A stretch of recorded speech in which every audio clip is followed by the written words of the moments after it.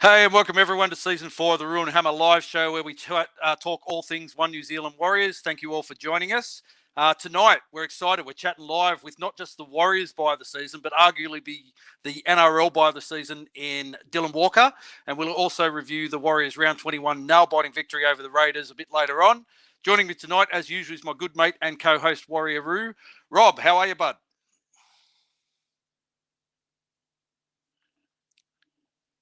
Turn your mic on.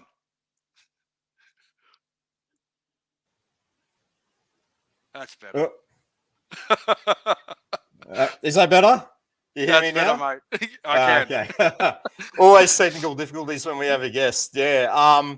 Yeah. Always a great weekend after a Warriors win, and always goes down well after Friday night's nerve-wracking game. But day 9 of my 75 hard challenge, so that's going well. But yeah, it's certainly hard. So yeah, I'll say that much, mate. How are you going? How was your week? Yeah, mate. Yeah, as you said, it's always good after a Warriors victory. I will say yesterday was Dad's 83rd birthday. So yeah, it was the first birthday we've celebrated since his passing. So that was a little bit tough. But mate, yeah. Aside from that, I'm all good. Like I said, really excited about tonight. I just want to say if I invite you, if you haven't already done so, to like and subscribe to the YouTube channel to show your support for the streaming content we create. I'd also like to acknowledge our wonderful supporters and subscribers, particularly all of our YouTube subscribers and our awesome Patreon subscribers whose donations and support enables us to upgrade our visual presentation via StreamYard to bring you the content and the guests you all enjoy so much. A special shout out to our gold tier patrons, Alf Tuolave, Malcolm Earnshaw, Chris Wellington, Ken Wills and Nigel Phillips. We thank you guys so much for your continued support and for upgrading your Patreon from the bronze tier to the gold. We thank you and we appreciate your ongoing support so much. Mate, let's get into tonight's presentation. Yeah, mate, I'm excited. It's a return to our head-to-head series for 2023. Before we bring him in, just a reminder, everyone that's tuned in tonight, the reason we do the show live is to get the involvement of all you guys watching. So please, as we move through the comments and discussion points, join in, leave your comments and discussions. Please be aware that we do have current and ex-players and their families that watch webcasts. So please keep your comments respectful and refrain from making them personal. And why don't you introduce our special guest while I add him to the feed? I'd love to, mate. Tonight's guest has recently surpassed his 200th NRL game, having played 202 NRL games over 11 seasons with the Rabbits, Sea Eagles, and now with our One New Zealand Warriors. He's represented New South Wales in State of Origin, Australia in Tests, and the New Zealand Māori in the All-Stars. Please welcome Warrior 278, Dylan Walker. Hey, Dylan, how are you, brother? Cheers, boys. Thanks for having me on. Going good, mate. Going good. That's good. Awesome. Thanks for coming on, mate. We really appreciate it. To kick things off, we'll go all the way back to the start of your rugby league journey. You were a South Sydney junior. Can you tell us where you grew up and who you played your junior footy with? Yeah, also, mate, going back a while now, I grew up in Botany Bay area. Played my junior football for Mascot Jets, and funny enough, that's how me and the big fella Adam Fanua Blake met. I first started when I was 7 years old, and he was a little kid back then, but that's where it started, and that's where the journey began. There's some great players have come out of that club, that's for sure. Mate, you graduated from Park Footy to the Rabbitohs NYC team in 2012. How did you find that step up from Park Footy to the National Youth Competition? It was obviously playing against guys that are aspiring to be NRL players. Their talent's a lot better. But in saying that, there was lots. I was playing school football, park footy, and then in the SG ball stages. So the step up to the 20s, it was a bit of it was pretty smooth, to be honest, because my school coach was also the 20s coach at the time, and he brought me in bits and pieces throughout the year when I had the chance, and got to meet a lot of the boys in that team, and there's a few good ones in that South Sydney team back in 2012 with like Luke Keary, Api Coruscant, just to name a few. Yeah. Yeah, in 2012, you were selected in the Australian schoolboys team, along with a lot of current NRL stars, namely Mitch Moses, Matt Lodge, Clint Gutherson, Luke Brooks, Alex Johnson, Anjai Arrow, to just name a few. Yeah. Can you tell us about that experience there? Yeah, that was pretty cool, man. That Aussie schoolboys team was is obviously pretty stacked. There was lots of talent getting around, and Luke Brooks and Mitch Moses were the halves. We had Gutho, he was one of the centers, Alex Johnson, the fullback. And then there's a whole bunch of boys that, moved on in their careers and either gone to Super League or just gone a different route. And, mate, pretty special, to be a part of that team, and just a huge honour it was. I think you talk to any school kid, playing rugby league, all they wanted to do was get picked for the Australian schoolboys. At that time, it felt like it was the pinnacle of school, or what it is, the pinnacle of school football. But it sort of it kept you on the right path and made you, really appreciate that honour to go play for the schoolboys and then, graduate to the NRL. Yeah, absolutely. Speaking of the NRL, in 2013, you get your first taste of NRL footy in that Charity Shield match, but your actual NRL debut comes in the round 10 victory against the West Tigers. How early or late in the week were you told that you were making your debut, and what are your memories of that debut game? Yeah, man, that was a crazy time, to be honest. It was I was supposed to play in one of the preseason trial matches with all the young guys, and a lot of teams do it now. And it was supposed to be against PNG, but I broke my hand over the Christmas break back in South Sydney, and just after the Christmas break, so I missed that trial. And then we had a trial against Newcastle, and Michael Maguire at the time, he just said, "Look, I want to play you in that, and just so you get the feel of it." And then it went okay, and then he picked me in the Charity Shield, and then went all right in that game too. And then I think just before the round one, he was umming and ahhing at the time, and he gave me a sit down at Erskineville Oval in Alexandria, and he said that he just wanted me to go back, play the 20s, go back and dominate that competition, and then see where it went from there. And then 3 weeks into the NYC competition, went up to play in the New South Wales Cup side, and then just played a few games there. Went all right, and then I think it was Andrew Everingham. They played the Cowboys one week, and he shoulder charged Matt Bowen, and then it was, and then he got suspended for a week, and then he pulled me into the office the next morning and said, "Look, I want to debut you this week," and he was showing me clips over the weekend what I played, and he goes, "You reckon you can get time off at work?" And I said, "Yeah, no doubt. Like, of course I can, mate. Of course I can, because that's all I wanted to do." And I was just working at the time and going training full time when I could, and it was just crazy because I was going into every game that year to get a spot in the first grade side and just train full time. And like back then, they had top 30, but you could pick people outside the top 30, and you just had to pay them. And mate, I went from I think it was like $450 a month on my 20s contract to getting match payments, and that was pretty handy, man. That was pretty handy. Awesome.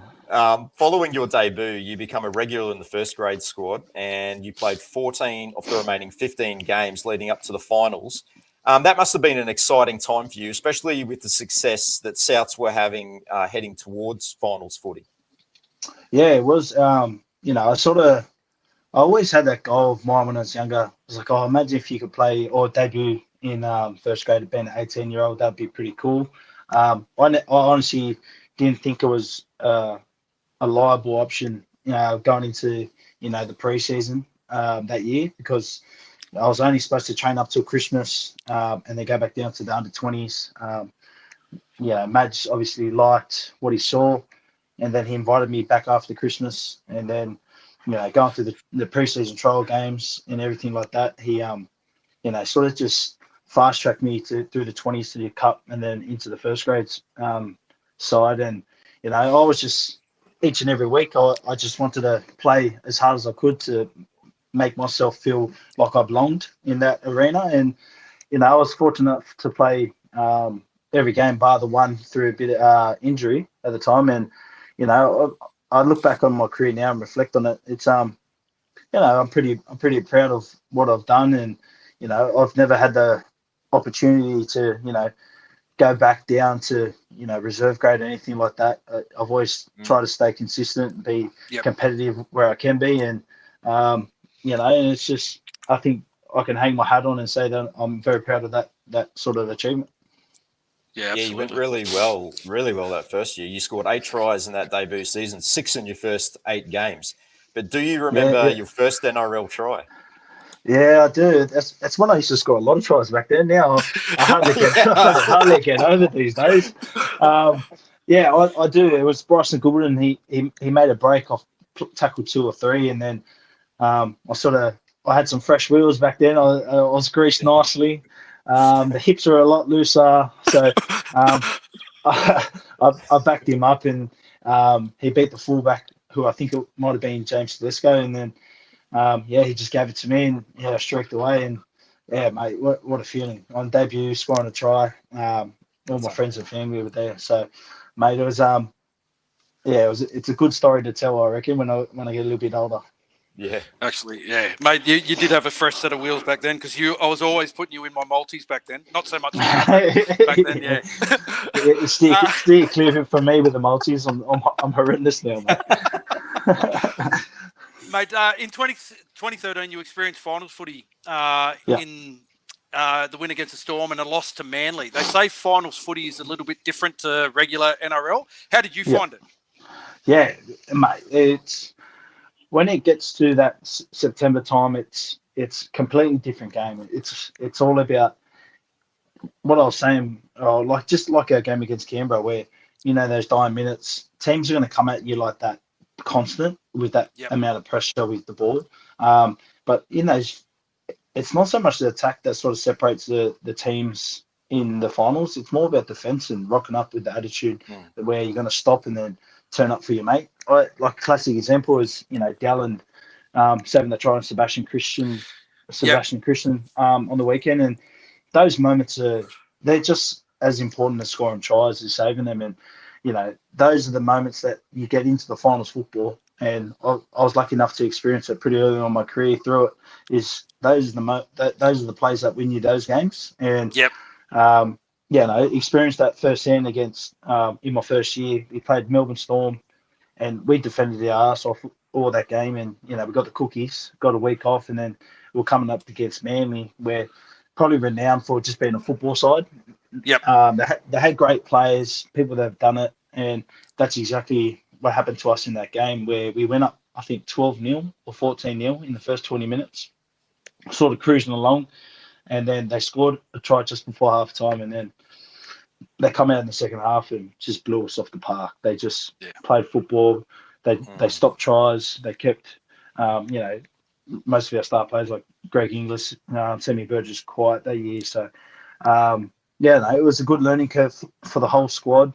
For me personally, it was unreal. I was sort of sitting there. I was like, "Don't worry, we'll be back here next year." It was a bit naive, being 19, just turned 19 or 18 at the time, and it was just fortunate enough that we come back the next year and got the job done. Well, your second year in first grade was pretty handy as well. You cemented your first grade spot. You played 24 games, and you're part of a historic year for South Sydney. We'll talk about the grand final in a minute, but tell us first what it was like for that season for you personally and leading up to the grand final. It was. I think I went into that pre-season knowing that I was a first grader, and Madge at the time, he was pretty adamant. He was feeding my ego nicely. He was like, "Mate, you're a first grader. You could be something special for this club," and made me feel like I was going to become something big. So I think heading into that pre-season, worked my backside off again, and then started off the round one. I played 3 games at 5'8". We won 1, lost 2. Wasn't going too crash hot. And then when I got moved back to centre, things started to come really nicely. Started playing really good football. I remember just speaking to a lot of the old guys, the older boys at the time, and they always just tell me back myself, and don't think about anything else other than the play at hand. And it really helped my game at that stage a lot. Where I just had no fear back then. I think there was a game against Cowboys in round 20 or something like that. I was in dummy half near the post, and I've come out of tackle 2, kicked it for the winger for Lottie Takiri. I end up getting sprayed for it in video, saying like, when the fuck do we do this at training? So, and it makes sense. It sort of, because back then he sort of just used me as a bit of a roaming centre at the time. If you see any games back then, I was popping up on the left quite a bit. I was out the back of sweep plays, and when using Greggy as a decoy on the inside. So, that you really helped my game, into the career that I've sort of laid out today. The grand final win. Tell us about the week leading up to it. So, like Isaac Luke's suspension, and then the game day, and then like the whole experience of winning an NRL grand final was no doubt an epic celebration because it was a 21-year drought. For the it was at 20. I think it might have been 43. Yeah, it was. 43. Yeah, 40. Oh, sorry. 21st premiership. I got the numbers. Got the numbers around. That was the 21st premiership day. Yeah. 20. I think it's 21st. I think the most in there. It was a big deal. I felt like because we played the Roosters in that semi-final just before the GF, and I'm not saying that felt like that was the GF, but because with everyone in that side, I was personally there in that same spot 2 years in a row. A few boys were there for 3 years in a row. And Roosters at that stage, they had the gun side. They had, I think out of the 17 players, they had, I think 2 of them didn't play. They weren't a representative player. They had like Sonny Bill, Roger Tuivasa-Sheck, Boyd Cordner, Mitchell Pearce, James Maloney. Like the list goes on. They had a crazy side, and so when we beat the Roosters that game, it was like a big relief off everyone's shoulders, and a few of us laugh at this day.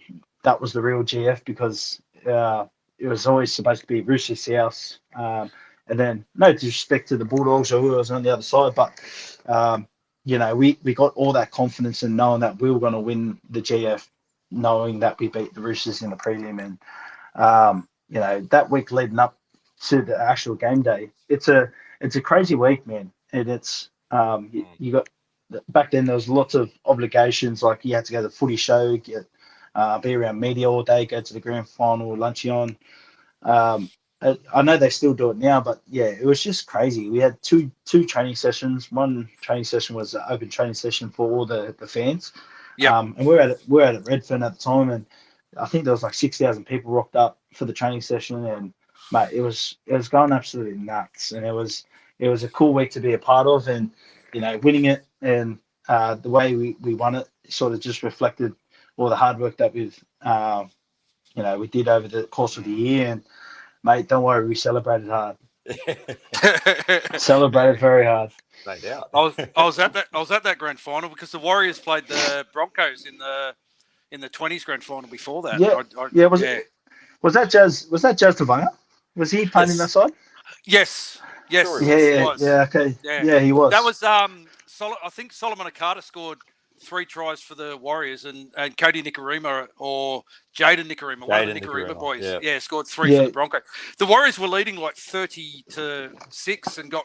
I think they only won by 2 points. It was 34-32. I just remember it was about 40 degrees. It was so hot.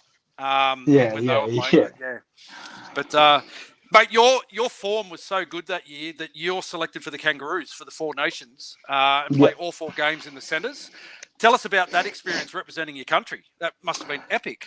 Yeah, it was. I think, you always wanted to, get into the rep arenas in football. But to be completely honest, I took it for granted quite a bit, to be honest. So I was just finished the GF, got to party that week. And at that stage, I was just all my best mates from school and who I grew up playing football. They had a trip booked to go to Thailand, and I just basically like I went to the Kangaroos tour and wanted to do that, but I remember deep down in my deep down I just wanted to go out and party, and I wanted to be out with my mates. So I was a bit over football at the time, and Yep.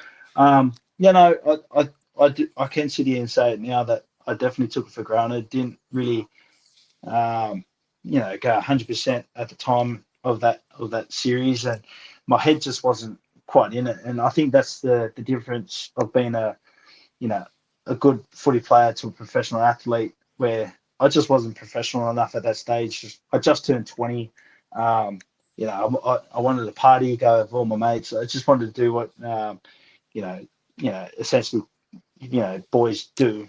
You just want to go out and do all those things. But nothing to say anything. But it was a great experience. I got to play with the likes of Cameron Smith, Cooper Cronk, Sam Thaiday. Obviously played a lot of football with GI.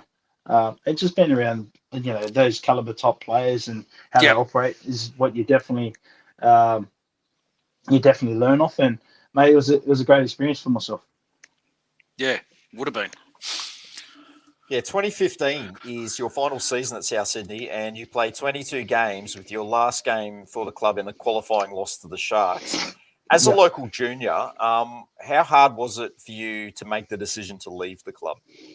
Yeah, it was really hard. It was at the time at the stage I always thought I was going to be at South Sydney, for my whole career at that stage, and I had some trouble off field at that time, and then there was chatter around Sam Burgess wanted to come back from his union stint. I was coming off contract, and my name was getting tossed around quite a bit. I felt like I was a bit left in the dark, or no one was communicating anything quite clear with me. And then I just made the decision for myself, as I wanted to make the move over to Manly. I still had 1 more year left at South Sydney, but at that stage, I was pretty set on wanting to leave and go to Manly and test myself, over there, get out of my comfort zone a little bit. So it was definitely hard. I didn't want to, but you learn pretty quickly about how things work, and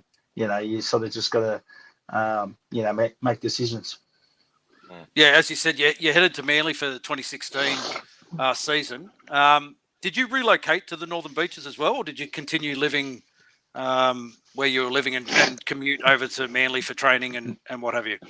No, yeah. So I moved straight over to Manly, moved in with Uppy Coruscant. He was in our grand final South Sydney team, and he just signed to Manly, and then he had a pad about 5 minutes down the road from training, so in Narrabeen.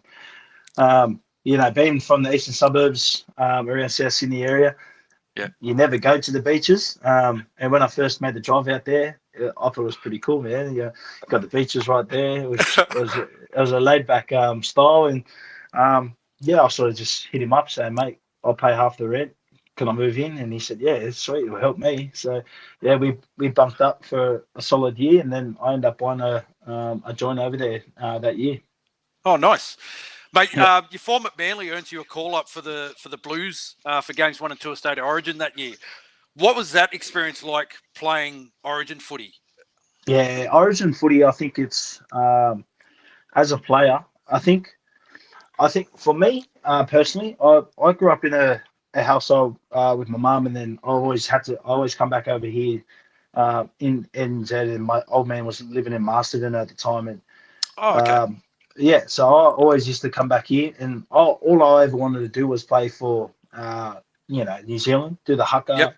I used to be one of those kids, put the pillow underneath your shirt. I think you got the big six pack and the big chest, and busting out the huckers. And then I moved on, and then I think growing up in Oz quite a bit, and just staying there throughout all my teens and playing all my football, Origin is just the main game. Everyone wants to play it. Everyone wants to test themselves there. And then 2016, lucky enough that I was selected to play. I didn't feel like it was warranted at the time because I wasn't playing good football, but I tried to take it with both hands, and then the first one's probably the one that where I'd like to forget. And then in the second game, got to start at centre, marking up against a good mate GI, and GI. it was a good experience. It was I felt like I held my own against him, one of the greats, and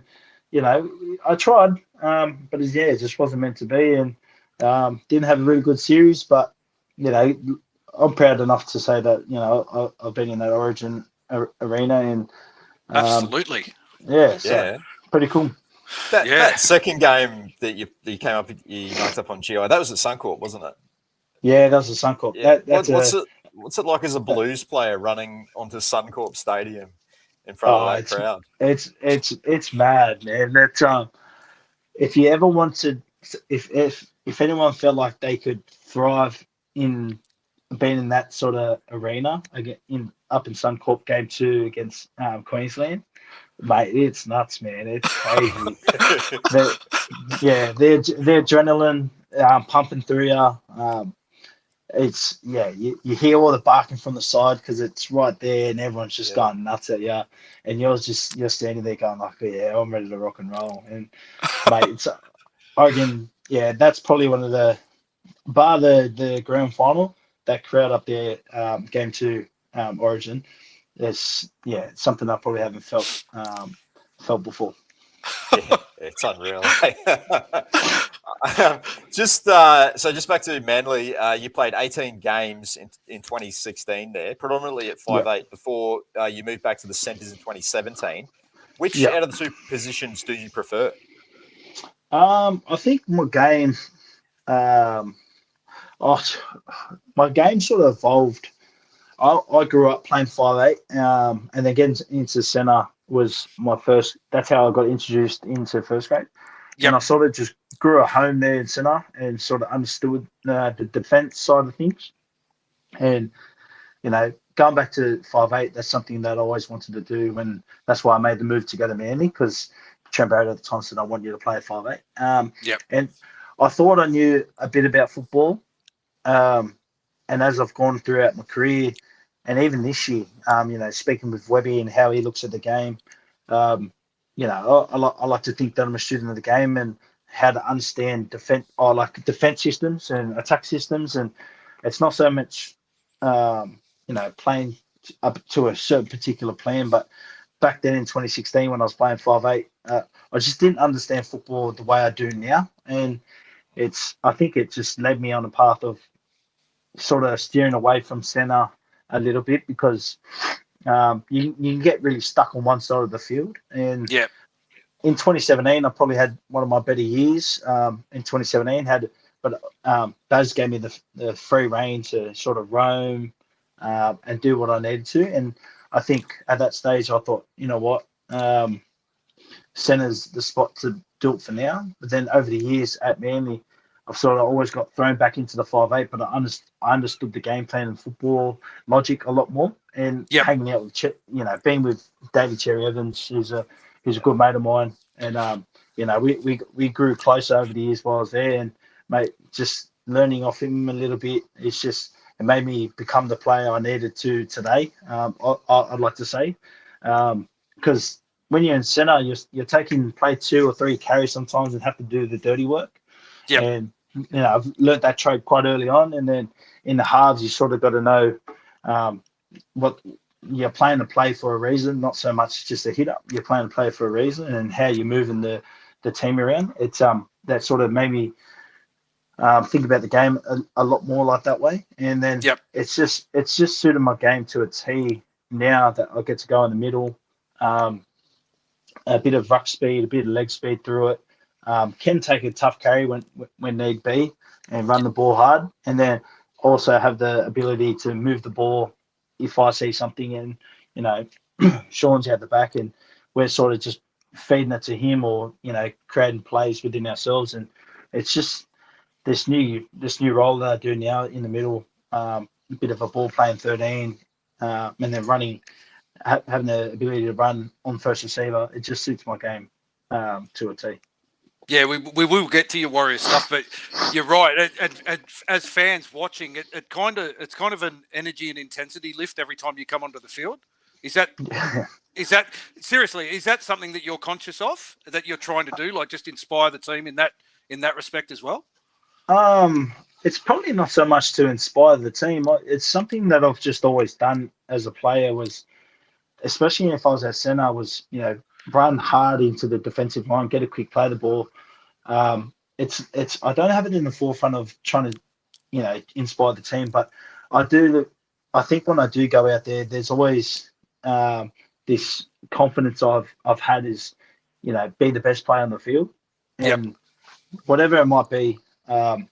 It's not so much of the arrogance, but it's just like the confidence within the play itself. And for me, it's just going out there and it's just like make your presence felt known in a way.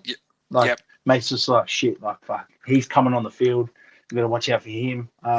It's something that I thrive off, and I love to think like that. And it just correlates well in our team.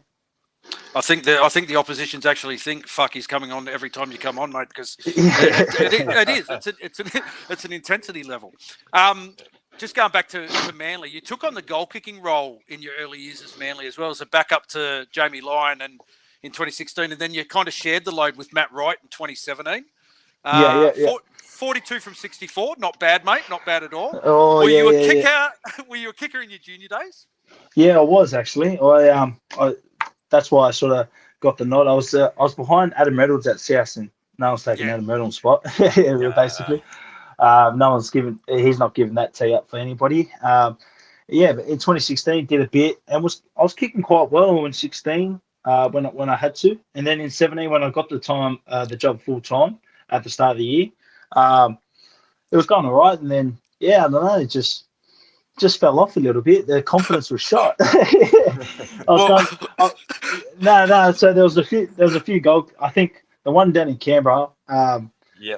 But bar the one that I kicked the game-winning field goal, the game-winning goal, I had two chances before it to, the game should have never gone into overtime. I missed two easy goals from the same spot, and ever since that day, it rattled me a little bit.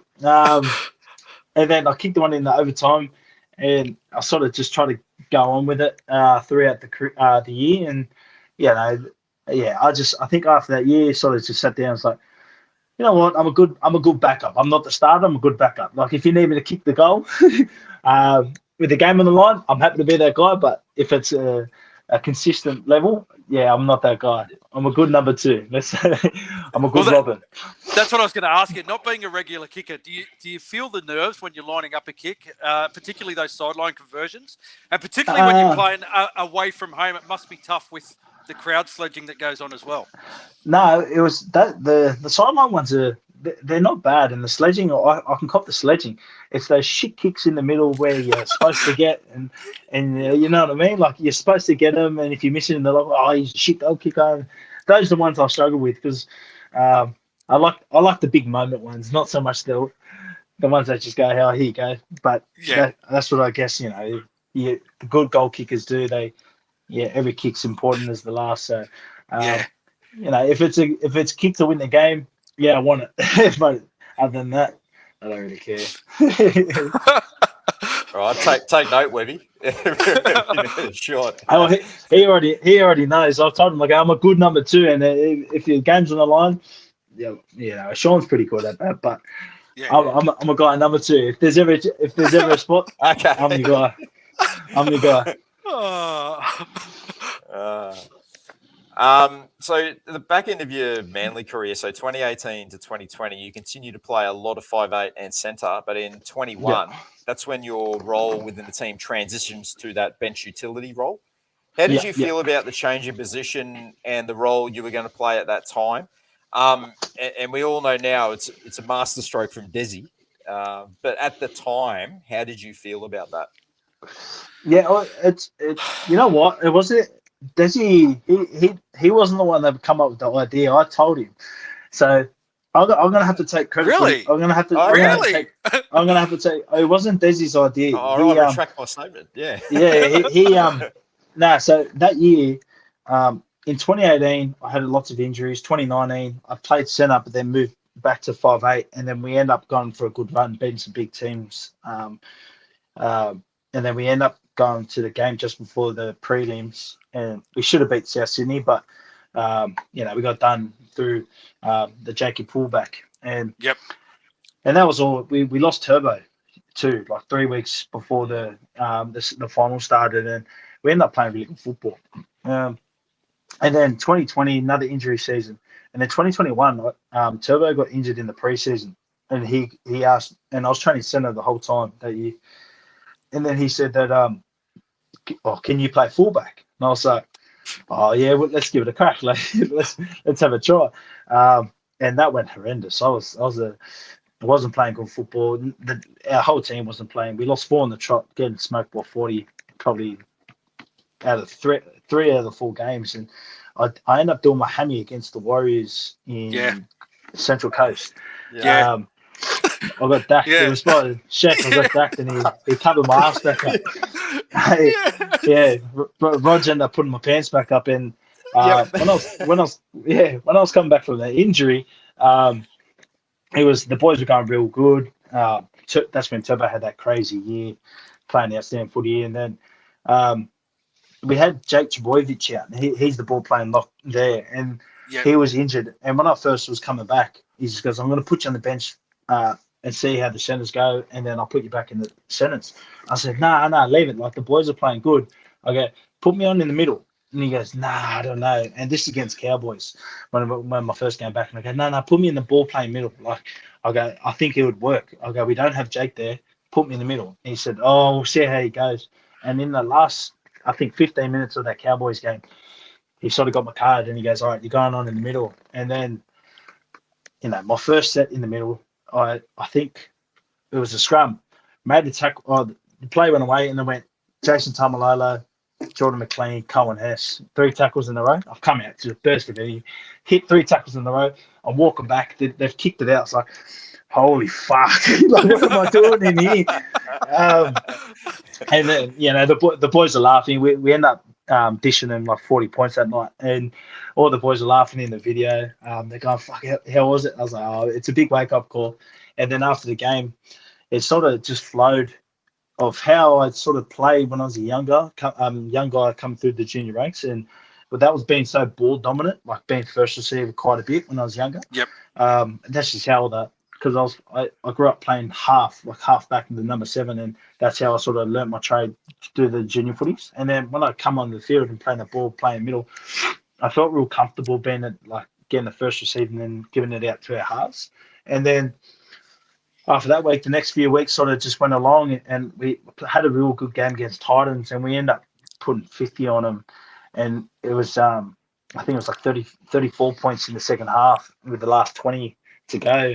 And Des just goes, "Mate, I love you in the middle." He goes, "Let's keep it there." And I said, "Yeah, like I enjoy this." And ever since that day, sort of just we built off it. And when I first got to the Warriors, they wanted me to be as a center. I was like, "Oh, yeah, I don't mind that." But I'll go, what I do at Manly and being in the middle, I enjoy that. And then it was Ken George at the time, and he goes, "Oh yeah, we'll work it out." And then when they signed Webby, he gave me a call a few days later. He goes, "Mate, I want you to do exactly what you did at Manly." And I said, "Done." Like, that's what I enjoy. I enjoy that part of football. Okay, otherwise I'd be out in the centres, and I just, not a waste, but I just feel like my game's evolved over the years to suit that 14 perfectly. Like, if need be, and I need to go centre because of an injury, or half goes down, then I can play half. And I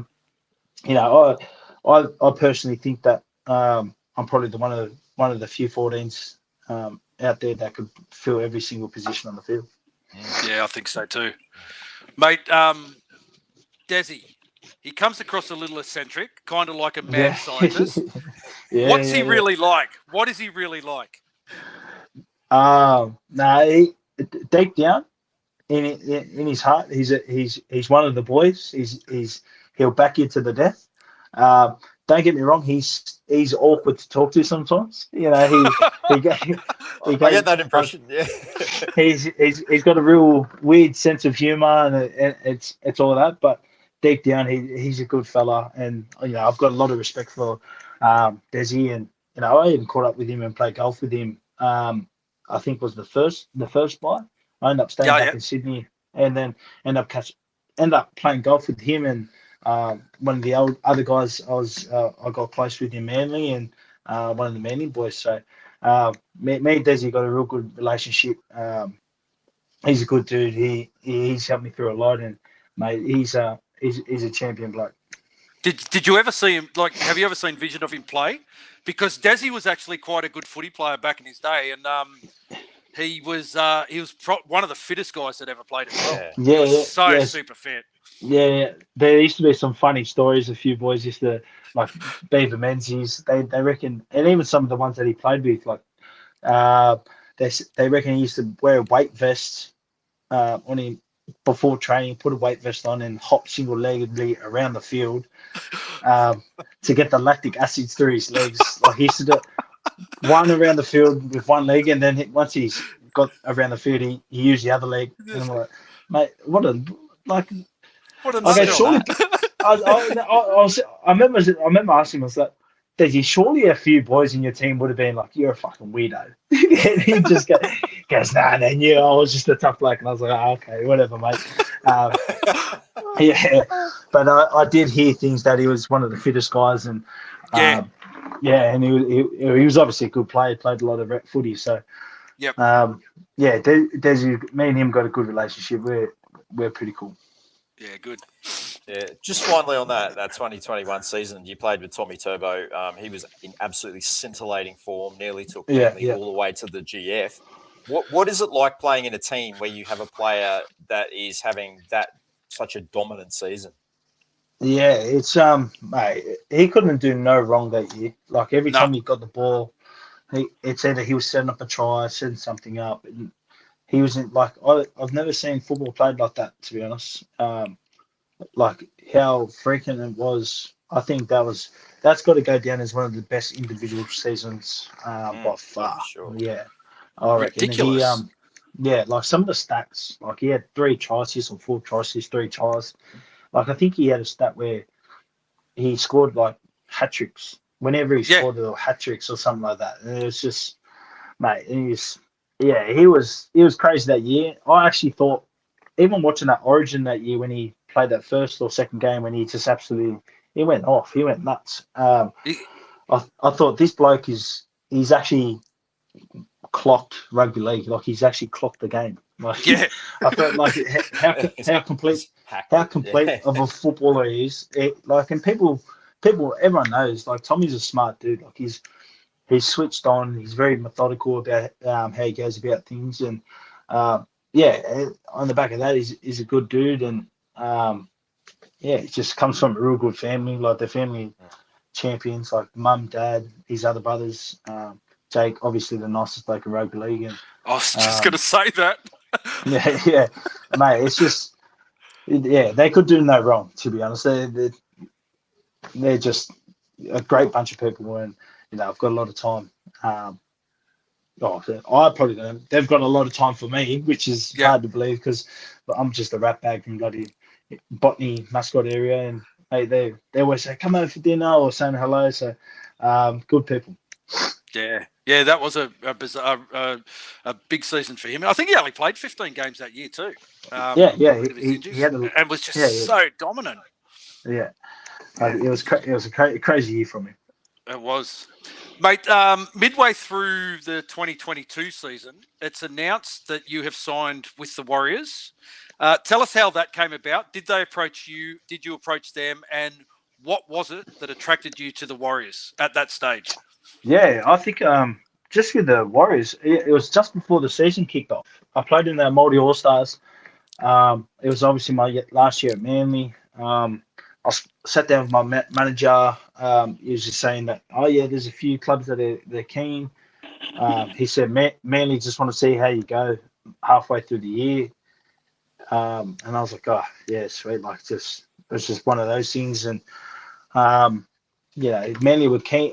Manly were keen. They wanted to see halfway, but they were keen to sign another extension. But it was just like a very bare minimum. It was a bit of like, we don't have the money type thing. And after that Māori All-Stars game, Warriors contacted my manager at the time, and he said, "Oh, look, they want to have a chat." And I was like, "Oh, yeah, like I had a chat just out of respect." But yeah, I spoke to my partner. She was like, "I don't think I could live in New Zealand," and rightfully so. Like all our family lives in Sydney, like our whole life's in Sydney. And then having that chat, it was with Cam George, the CEO, and Craig Hodges at the time, who was the football manager. Yep. Yeah, and then I sat down and spoke to them. They were obviously keen. They sort of made me feel important and feel wanted, and it was nice to hear again. Because 2021 back end of the season, I felt like there was some real good football for myself, and it sort of made me go like, okay, I can keep going on with the game. And then, just before 2022 season sort of kicked off, Warriors come knocking, and we talked about it, and then the numbers come back. It was a real opportunity. I sort of sat down with the partner. I was like, you know what, they made me feel important. They made me feel like I was going to come over there and do good things for the club. And I was sort of sitting there just going, what do you think? And then she was like, oh, no, like it's like our whole life's here. And when the numbers sort of come back, and I looked at it and I was like, this is a real, this is like a real offer. This is not, a maybe. This is something where previous 3 years, had some dramas off the field. I was playing good football in 2021, but lots of injuries. Yep. And then I sat there and I said, we can bounce, like we can stay here. Like I can bounce 1 year or 2 year contracts and don't have the security. And then Warriors had a 3 year deal, and I sat there. I was like, what do you reckon? She was like, and it was just a fuck it moment. It was just like, yeah let's do it. Yeah. And mate, signed it. We got the deal done. It was done within 2 weeks, I'd say. So when we had that chat, within that 2 weeks, it was done. And then I've just sort of moved on with the decision. Told the Manly boys, everyone was pumped for me. They were happy. They were excited. And it was a good change for me. It was a good time. Like I was at Manly for 7 years. I've had some great memories there, some good times, some good footy years, and it was a perfect time for me to move on, get out of Sydney, and test myself again. Yep, absolutely. Yeah, perfect move. Perfect move, mate. Yeah. Playing through all those COVID-affected seasons, did players at a club like Manly really understand the extent of the sacrifice that the Warriors players had made for those 3 seasons being away from home for so long? Nah, like you can. I don't think you can actually get it if you weren't living it.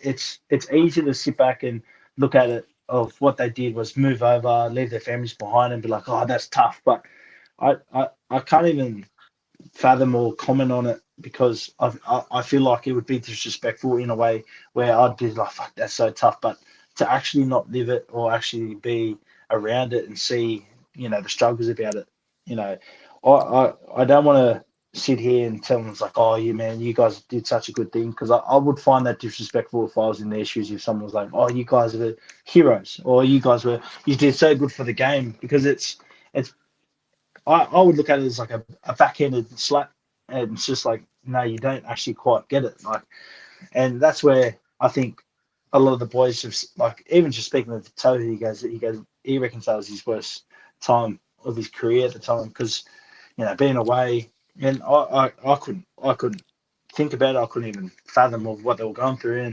and just seeing now, being my first year, and seeing how happy those boys are just being around. Being back in NZ, being with the friends and family, how much they are just enjoying it. And when I first got to the club, everyone was like, "Oh, Tohu, he just hates rugby league. He hates rugby league." And I go, "This bloke," and they're like, "Yeah."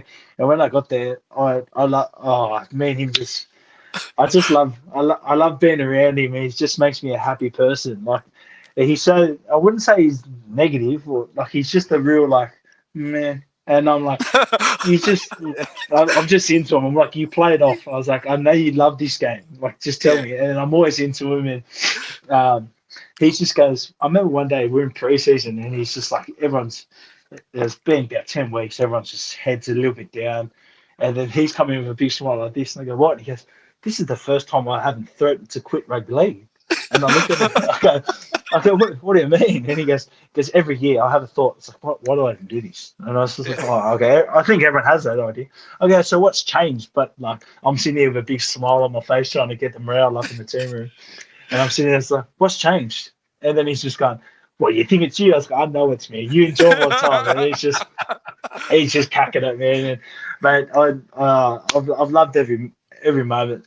To be honest, when I first touched down here, it's obviously there's awkward like, oh hey mate, how are you? And then we sort of built it through the preseason, and mate, everyone's cool with each other. Like, you know, we're away a lot of the time. When we go back to Oz, we're in the hotel, so there's lots of cards, coffee shouts, you know, lolly runs. Yeah, everyone's sort of, we're always playing for something, and everyone's got a laugh. So, mate, it's been enjoyable so far. Mate, before we get to your actual relocation to New Zealand, you touched on it before. You represented the New Zealand Māori in the All Stars, and you've done it the past three years. Tell us what it's been like for you personally to reconnect to your Māori culture and your heritage. Yeah, I think it's real important because I neglected that part of me for so long. Just because I grew up in Oz, I was living with my mum. My old man lived back here in NZ. And I never really understood when I was younger until now. Like, you know, shit happens when you get older. You know, things don't work out with, you know, relationships. And, you know, I probably resented my dad a lot just purely because I was living with my mum. And I could see, you know, how much struggle was done with my mum. And it was always me and my mum against the world type of mentality. And, you know, I've got my mum's back and I love my mum to death. And so I resented that side for me from a long time, but there was always this feeling that I always had, you know, even when I got to grade was, man, I'd love to do the haka one day because this is who I truly am. And I think when that Māori's All Stars come up, it was that opportunity for me to, you know, learn about the culture, but really embrace that side of who I am. And, you know, going into the camp, I was a bit sheepish, shy about, you know, where I come from. And then when I learnt my pepeā, I had to get up. You got to get up and say in front of the boys. And mate, it was empowering. Like, I remember doing it. You know, I said it said it serious, and at the end, I was like, "Oh, this is pretty cool, man! Like everyone's going to accept who I am." And the boys had a laugh, going like, "Eee, like this is real Māori styles." And you know, I missed that all through my my childhood. I never understood it, never got the lingo, never got to experience that side of the culture where, you know, all my brothers and sisters have, where they lived in NZ, and I was the only one that didn't do it. So it's cool to go into those camps and, you know, embrace that side. Yeah, I know where you're coming from, mate, because my dad's Māori, my mum's Aussie. We grew up in Australia, and I grew up in a time before internet and social media, so like I really didn't have that connection, and I got involved with the New South Wales Māoris through Mark Hotto last year, and had to do my pepeha and stuff like that. So it's kind of brought me back into knowing and learning about my culture as well. Mate, your move to New Zealand, how have you found that? And what were your first impressions of your new homeland and your new club? Oh yeah, so it was. To be honest, man, it was quite stressful trying to move everything. Would have been. Mate, packing up the container. Mate, my container didn't get here just before. I think after Christmas. So I remember packing it up. Yeah, so I packed up my house in Oz. I think 4 weeks out before the season finished. Yep. And so we're living like, you know, we didn't even have a TV. We had a bloody computer there as our TV, a spare lounge that we had, and, you know, a bed, like a big king bed, and we all slept on that, just on the ground, no bed frame, and a few, you know, pots, pans, plates, and stuff. So we packed it up 4 weeks out and it told us that we was going to get here October 28th or something like that. here in NZ, and we were planning on to fly over on the 1st of November. And then when we got here, my stuff didn't get here until after Christmas. Wow. Yeah. So when we come back to Oz for the Christmas break, and then we've got my stuff back when I come back to pre-season, and the missus and the kids stayed home, or they stayed back in Oz for I think 4 or 6 weeks while I was training here, finishing the last bit of pre-season. And mate, I was here just one out unpacking all the plates, and mate, plenty of brownie points on my side from the missus. Absolutely. So that was punishing, but as the land goes, being around and getting the feel of the where I live, and I'm in Meadowbank, which is a nice area. It's really good, and we sort of try to make it as comfortable as we can, being close to the water, especially being playing for Manly on the northern beaches. You got 6 beaches to pick from, 10, 15 minutes of each side, and we sort of just wanted to come here on the eastern side of Auckland and get amongst it, get familiar. And I'm not gonna lie, it was tough on the misses at the start to adjust. But me, it was just because I was going to training, coming home, hanging out with the family. But we've finally found a groove. I reckon just before the season kicked off, kids found school. Missus got a gym now, so she's got her own little stuff going on, and we've actually just really enjoyed from the start of the season when she got back from Oz in January is when we sort of really felt at home and felt comfortable with what we're doing, because boys got their school time, Missus got her own time, instead of just looking after the kids while they're training all day. And we're real happy about what we're doing now, and it just makes it a lot easier that we're winning games too. It's important that she's happy, mate, because if she's happy, then she'll allow you to stay in New Zealand and see out that 3-year contract. It was always going to be the thing, because she was adamant. I was like, oh, not New Zealand, but just knowing now that she's finally found her groove, and we're enjoying it here. Like, my sister lives down in Tauranga, so nice. So we go down there every now and then, and it's a beautiful place. And mate, we had the opportunity to go anywhere we wanted to this week for the bye week, but she was like, no, I just want to stay home in Auckland. So mate, it's a thumbs up, mate. It's a thumbs up. She likes it here. She likes it here. It's good. Great sign.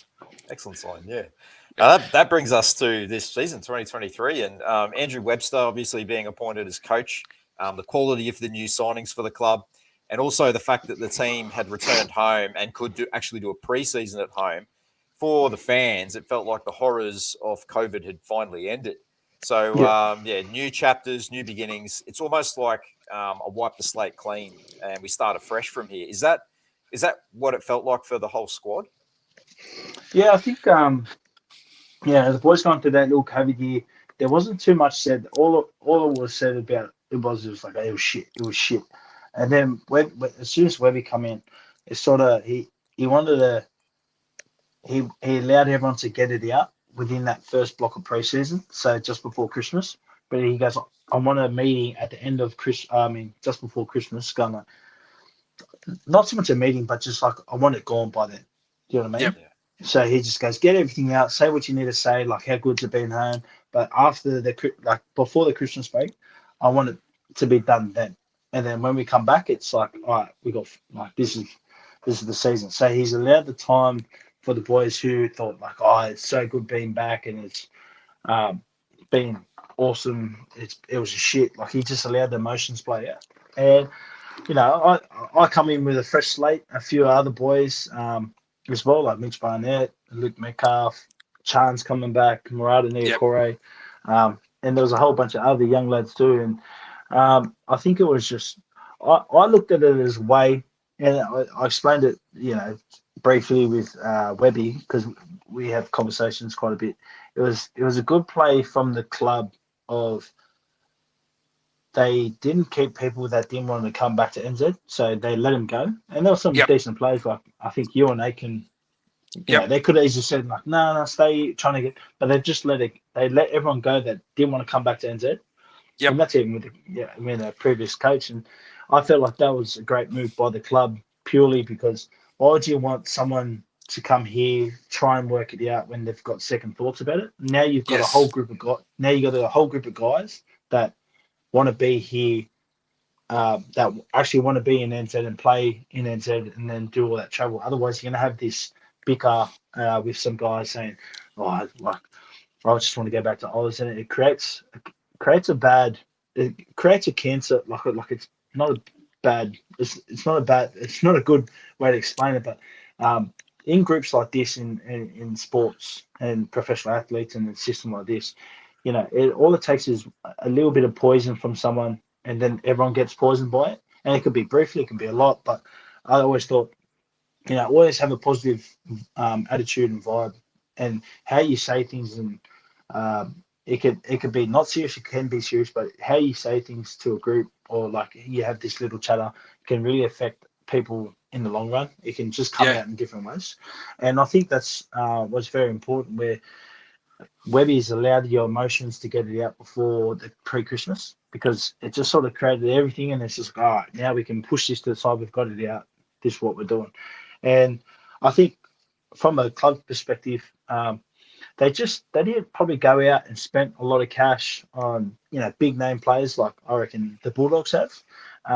They've actually just got solid first graders that have been around, like been in systems where it's been good, it hasn't been good, but just I'll probably use it in a sense of like just soldiers about first grade, like just no shit, like Mitch Barnett, Marata Niokore, myself, probably Metcalf was the one where you probably look from the outside in, going like, okay, he's someone that we can look towards as a club perspective, going like this kid could be anything.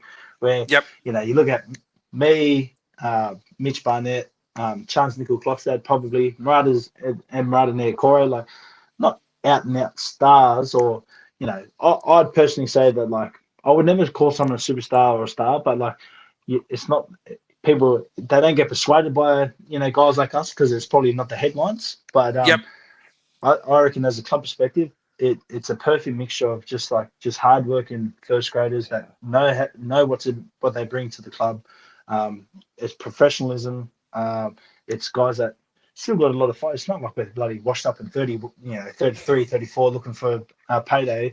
We're all still pretty young, 28, 27, 26, and still a lot of football left. And it's not so much of we want to prove, but it's just like, okay, we're like a first graders that are solid in foundation of what you're going to get. And it's I think it's just been a perfect blend of what they've already had here, and that's like everyone knows Sean Johnson, like he's a special talent, special player, and all that, but he's just doing everything that he needs to within our systems, in a sense. He's not doing something in particular. And I honestly feel like that we've got a very a well-balanced football team. And it doesn't really persuade where people are making all the fancy moves or doing anything. It's just everyone's doing their role. And when you're doing that, it's just a simple game plan. And it's basically, it's not hard. Like, we're not doing anything special. It's just, what we celebrate in the team video meetings is just about hard work, doing these little things that it's hard to explain, but like doing little things in the game that we celebrate, and when we do it in the video room. And then the big plays, obviously, they come off the back of, all those little things. Like Sean gets to kick a field goal, but it's like the six guys that sort of took the ball up to get him all the way down there to be put in that position. I think as a team, we all value that a lot. Absolutely, mate. Absolutely.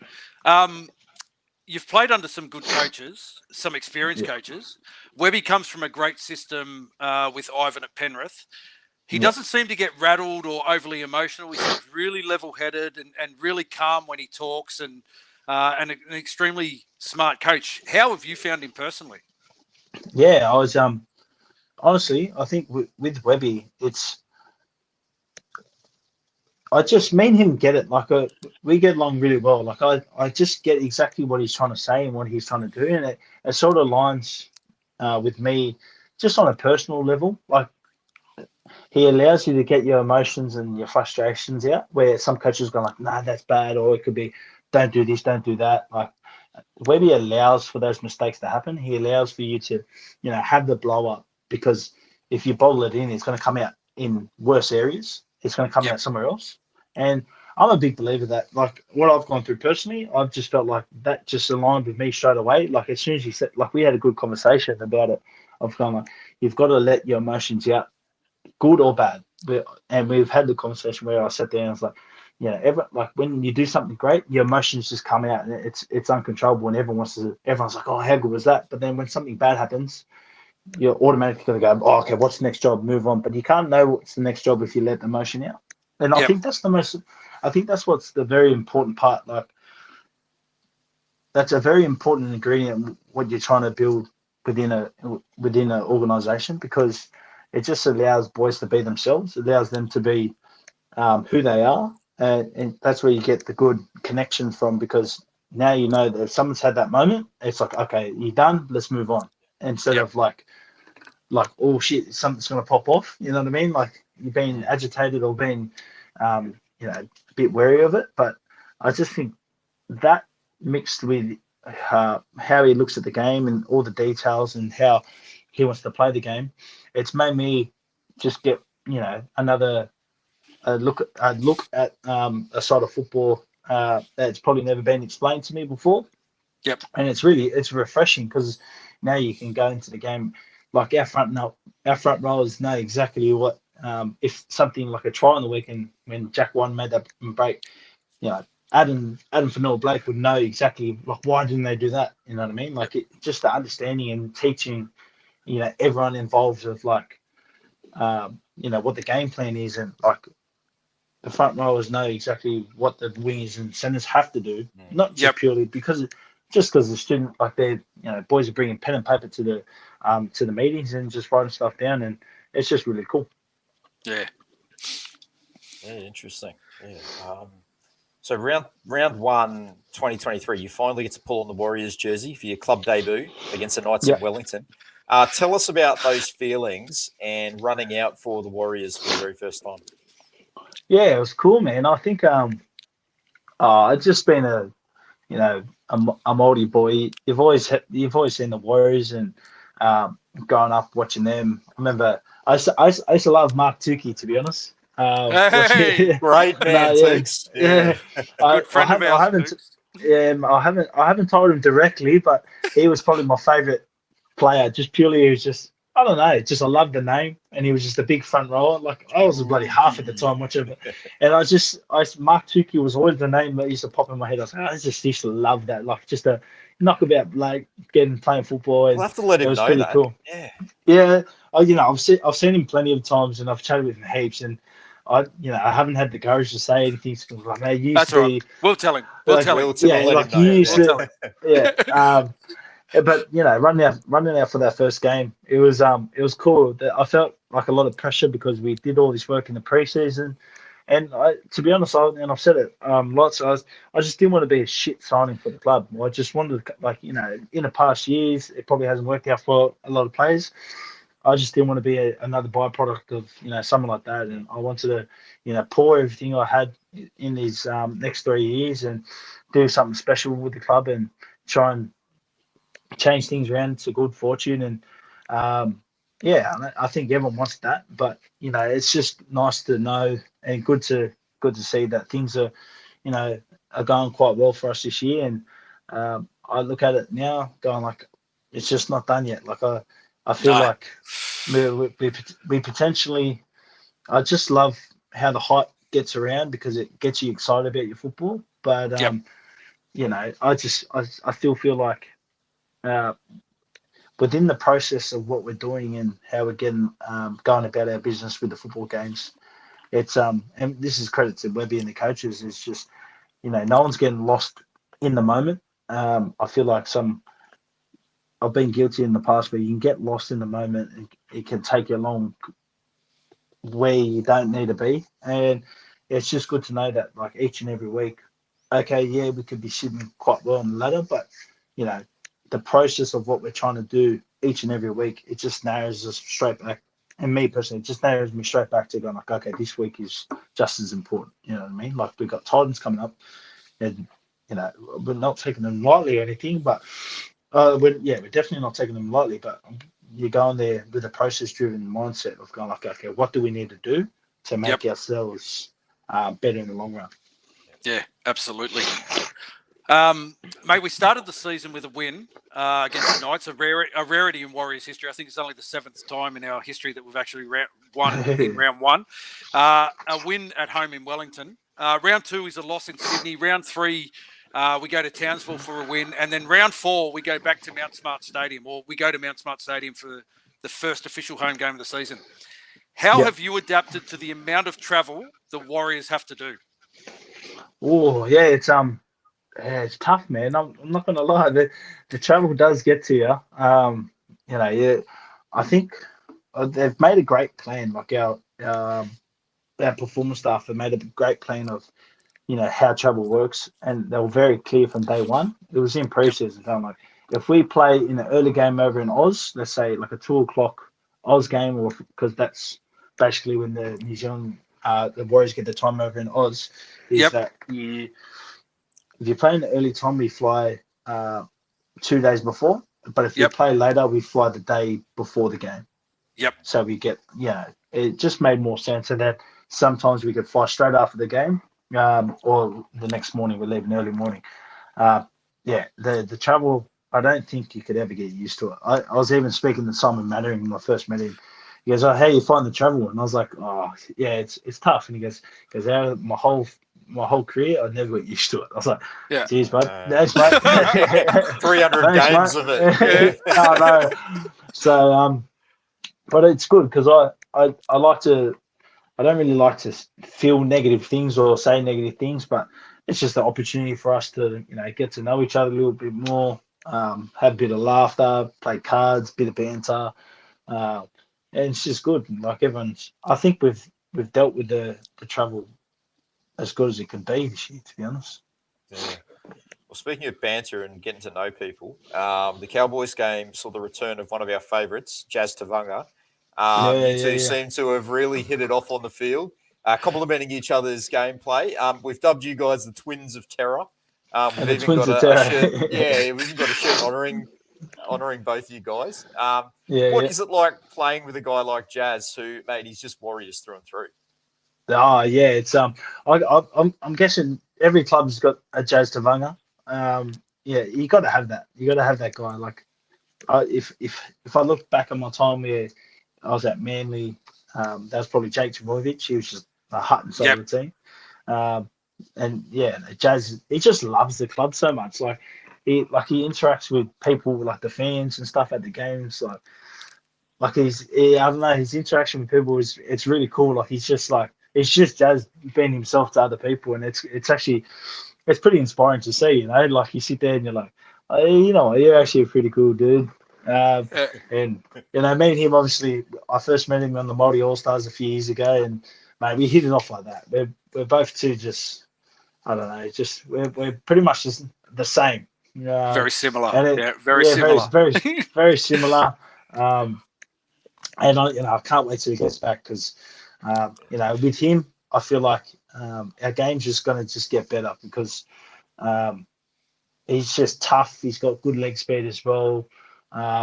He plays well above his weight. I couldn't, like, he looks thick, but he's actually quite, like, as weight goes, he's down the pecking order. I think I've got maybe like 5 or 6 kilos on him. It's not good. It's not good. I'm sitting there going, shit, I'm through and through middle, but I think he's just going to add so much to our, to the team, and it's just going to give teams another look of, like, it's not so much another look, it's more of just a change of pace.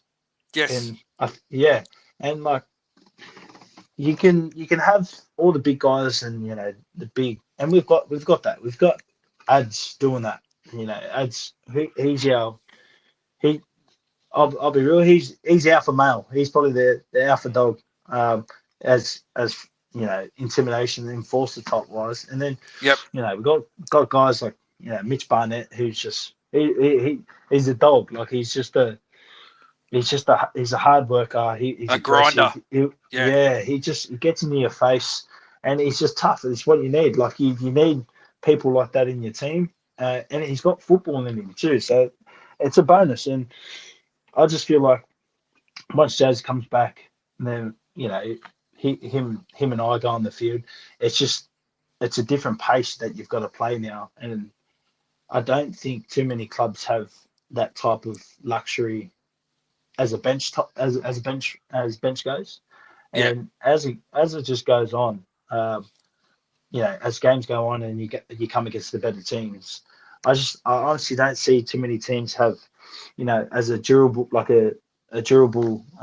bench. Like you're gonna have your starters, and when they go off, the guys that come on, it's basically teams want those benchy guys just to hold on to get back on so you can get your starters back on, and then you start to kick forward.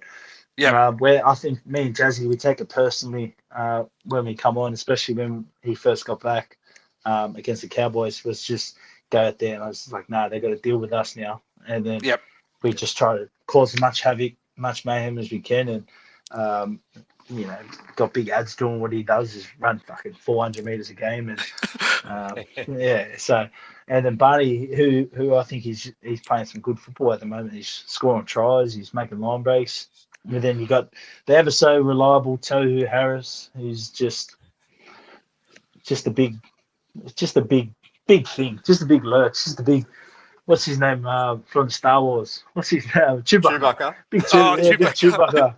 It's a big Chewbacca. So, I think as a football sense, as a football side, I just feel like got a real reliable team who's just got layers to our game that it can come from different ways. Like we got the upfront game that it can be big and aggressive, and then got a bit of speed around the ruck, and then you've got obviously Sean playing well, Luke Metcalf's playing some good football, and then you got Chance who's just a professional, just a worker, man. When he signed, I was real excited. I was real happy because you just know as a player when you come up against him, and you just know he's not going away. And he come from the Canberra system where they just don't go away. And then it's not something. It's like he probably got left out at Canberra last year, and you could just see that he's going to come with a real desire to prove again. And mate, I reckon he's probably been one of our best this year. Like he'll be up there. The one that surprised us is Jackson Ford. Like came to the club with, Anthony Griffin out and out said that he wasn't a first grader and kind of came to the Warriors. And when he signed, like Rob and I both said, he's just going to be a depth signing. He'll probably play reserve grade, but mate, he hasn't missed a game. He's been outstanding, hasn't he? Yeah, he's been outstanding, man. And he's just he's probably one of the fittest guys in the team. He's just hard working, but he hates to lose, Big Jacko. And you see that in preseason, like he just hates losing. Like even if he's making a tackle on the weekend, like if he's half lost it or if he's lost a tackle, sometimes he gives away 6 again because he hates the loss and he wants to try and win it back. But it's you know what I mean. And I reckon he's been the most surprised, to be honest. Like out of everyone. Like just in preseason, it seems like like he works hard, but just the way he goes about it, and now it's just he's probably going to be the starting left back row for years. You know what I mean? Like he's just I look at him and go like you're an automatic starter, like you're automatic cemented in that spot. Like it's not like he scores the tries like a lot. Like he just does the little things so well.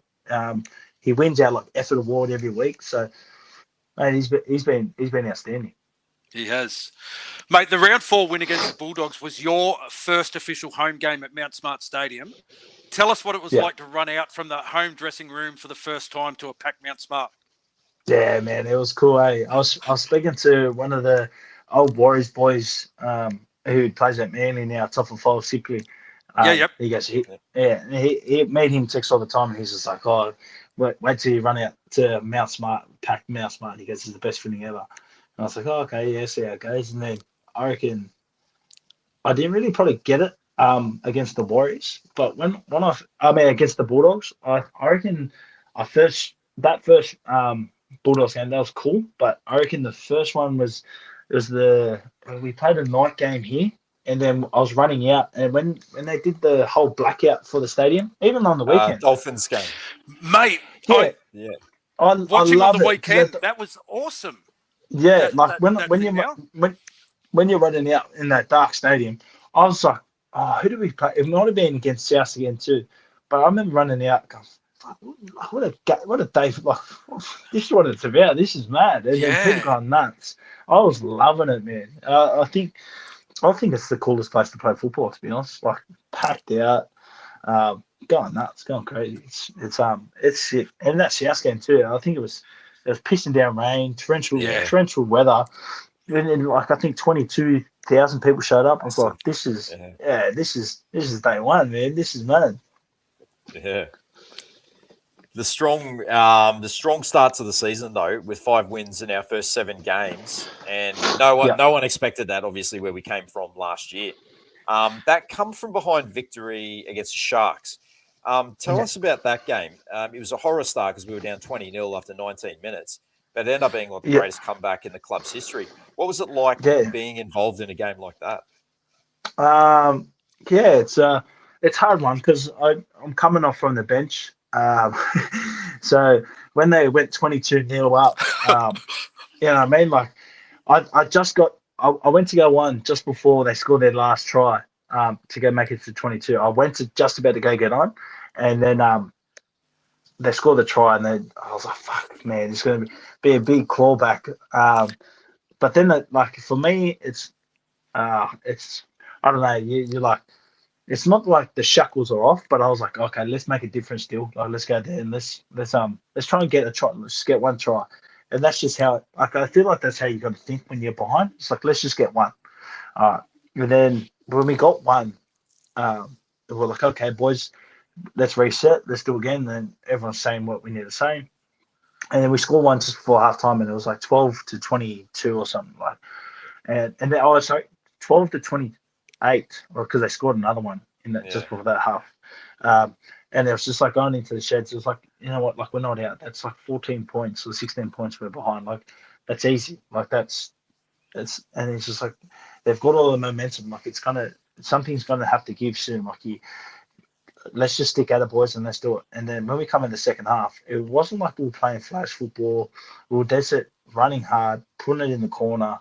I think Ronaldo and Mulatalo had 2 drop balls from a kick, and then we scored off one, and then Kossi scores in the corner again, and we're behind by 4 points, or behind by 6 points, and then the belief starts to come in. Then you go like, oh yeah, let's rock and roll, and let's do something special, let's do something crazy.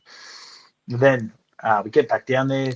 Joshy Curran scores, draws the game up, and it's just like, at that stage, it's like, no, like, we're coming to get you now. Like, all the momentum's on us. And then in the dying minutes, when I think someone with the last play tackle, we got charged down, and then Joshy got held back or pushed over by one of their players, and they're trying to kick it.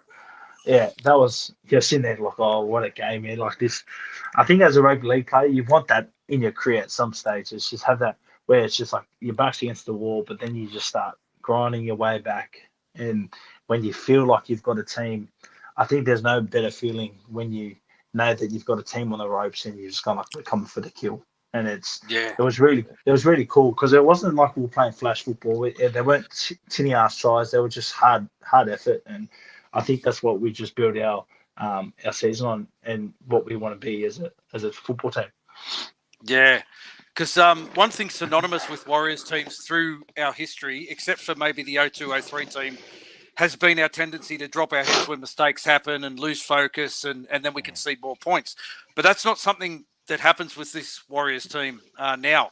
Can you tell us what is said when we concede early points or make an error that results in early turnover of possession? Because it seems like it's just okay, that's done. You know, let's be better. Let's get on with it kind of mentality. Yeah, I think it's just, honestly, I don't even know. It definitely comes down to Webby. Webby comes in, he talks about it. It's just like, always finish the game strong, finish the game, get through your sets. It's quite boring chat, to be honest, but as a player, when you can feel like we don't have to do anything special, like I think we actually see the results of just hard work, sticking to what we know because we know it works.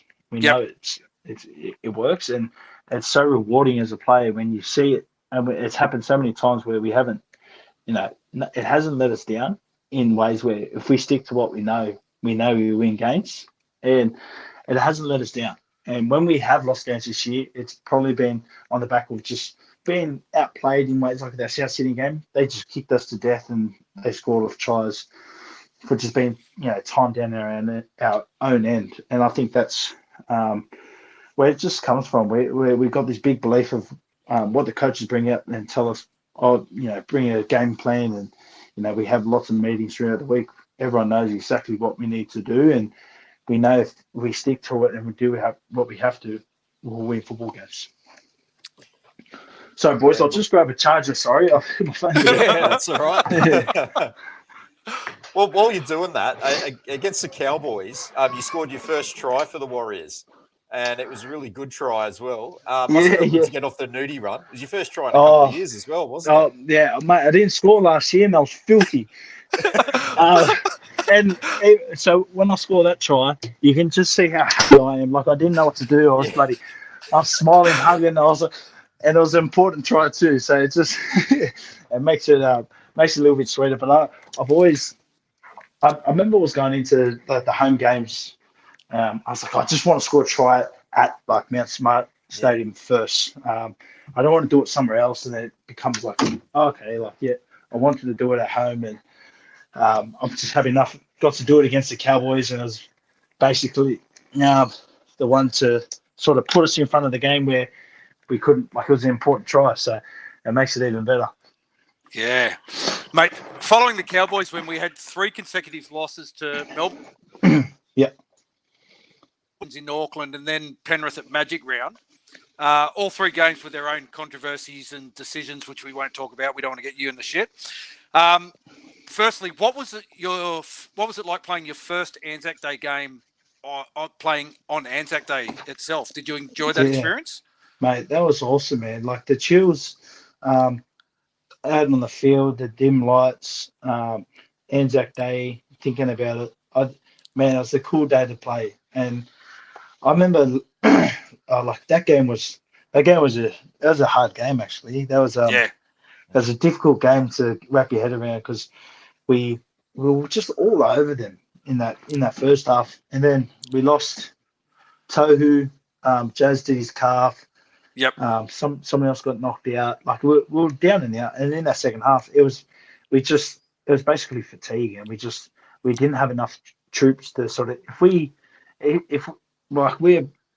we had Jazz or Tohu, good for that game, I probably believe that we win that game. Yeah. But we ran out of juice through the middle. It was, boys are playing big minutes in the middle, and it just got hard. And I think when we lost those 3 games in a row, we took confidence out of that 3-week period because, as you said, you're going up against, like Roosters probably not going great now, but they're a top side.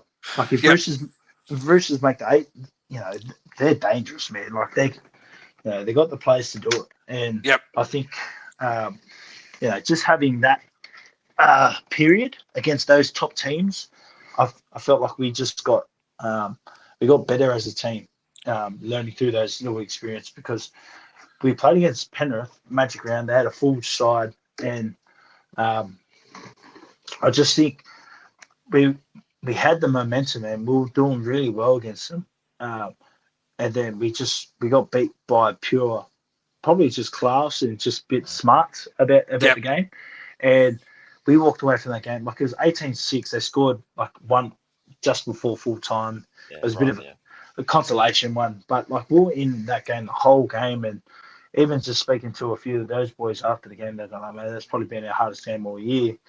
I think we took a lot of confidence out of that game, knowing that like we can mix it with those teams and we can mix it with the big dogs, and that's Penrith too. Like to hold them to 18 points throughout the game, where it was 12 points, where we kept turning them away, and in those moments we knew we had something special, And then,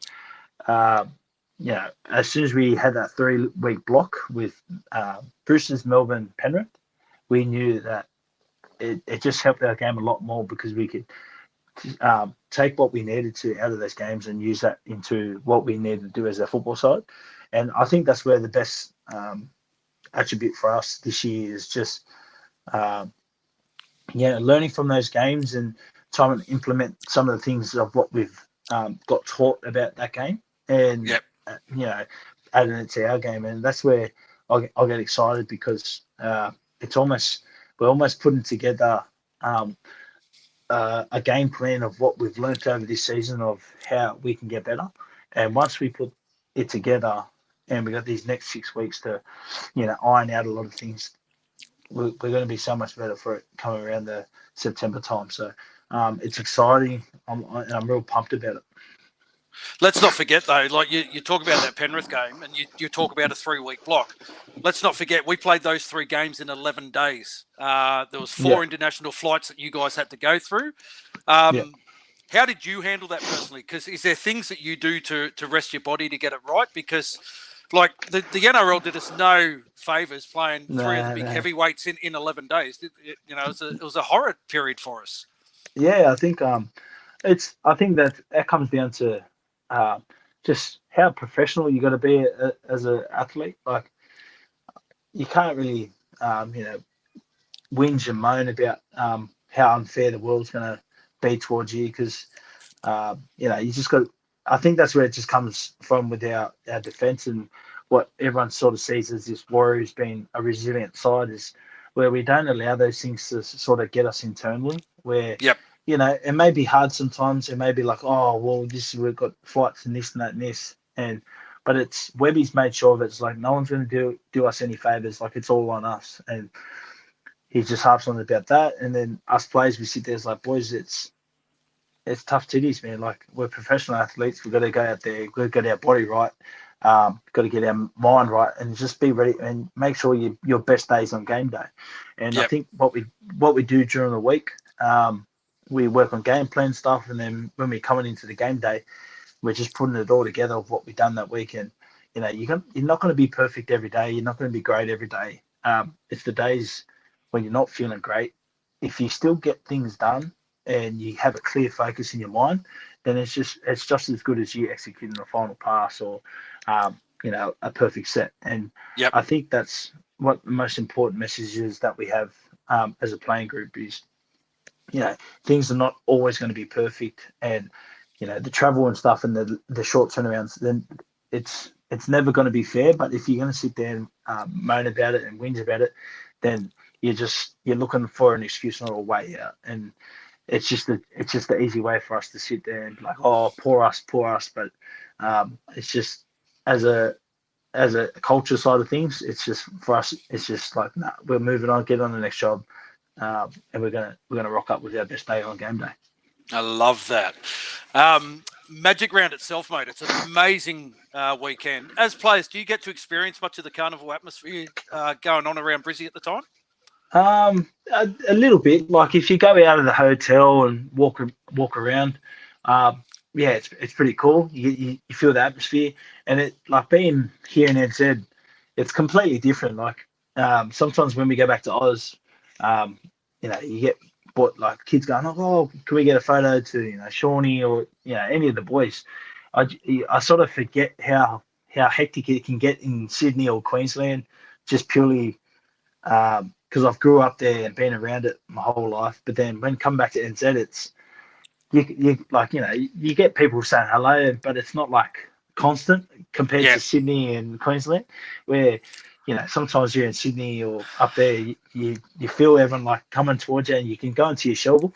But I think it's refreshing because when you're coming from NZ back to Oz, it's like you actually mean. You mean quite a bit to a lot of people like NZ or Australia, and getting amongst the atmosphere there. We went to the shops and boys were buying some shoes or whatnot, and just seeing some people get around, and everyone's going, "Oh, you guys are going really well." Like it's good to see the Warriors play well, and it's good to mix it with the fans sometimes. Or you get two old guys like us that bombard you at the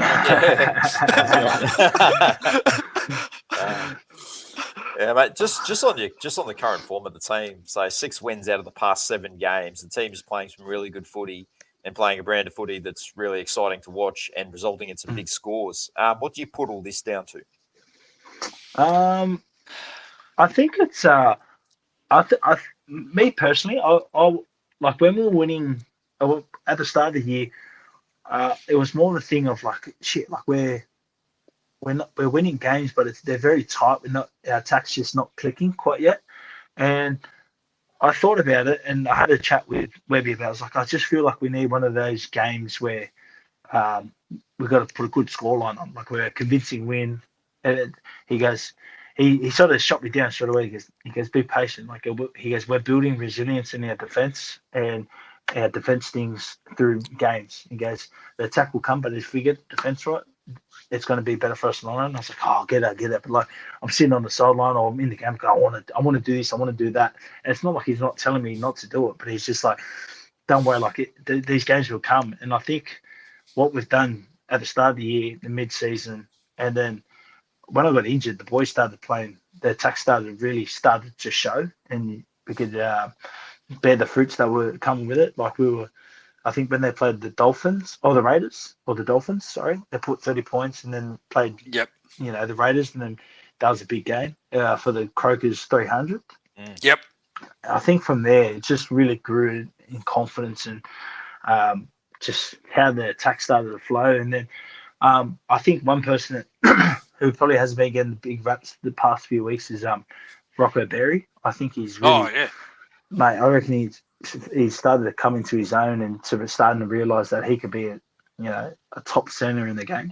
And it just reminded me so much of myself when I was a young lad, where you sort of just want to get your defence right because you don't want to be that liable, like that guy that's letting him tries. Like you don't want to be the liability on the edge. And like if anyone knows about centre, you've got to make some decisions. You're basically holding that edge together. Like you've got to be able to read the play quite well. And what Rocco's doing defensively and effort-wise, he's probably been one of our best. And not too many people will see it, but some of his kick chases where he's screaming down the field and making the tackle inside the 10. It's massive. It's massive for momentum shift because now us forwards can get up, get some line speed. Our big main focus is trying to get teams inside their 20 as many tackles as we can, because then they have no threat. And I think we just learned that from the South game, where you take away Cody Walker's threat, because if you're keeping him inside the 20, then it's gonna he's probably thinking kick, and then you don't get to see him with the ball as much.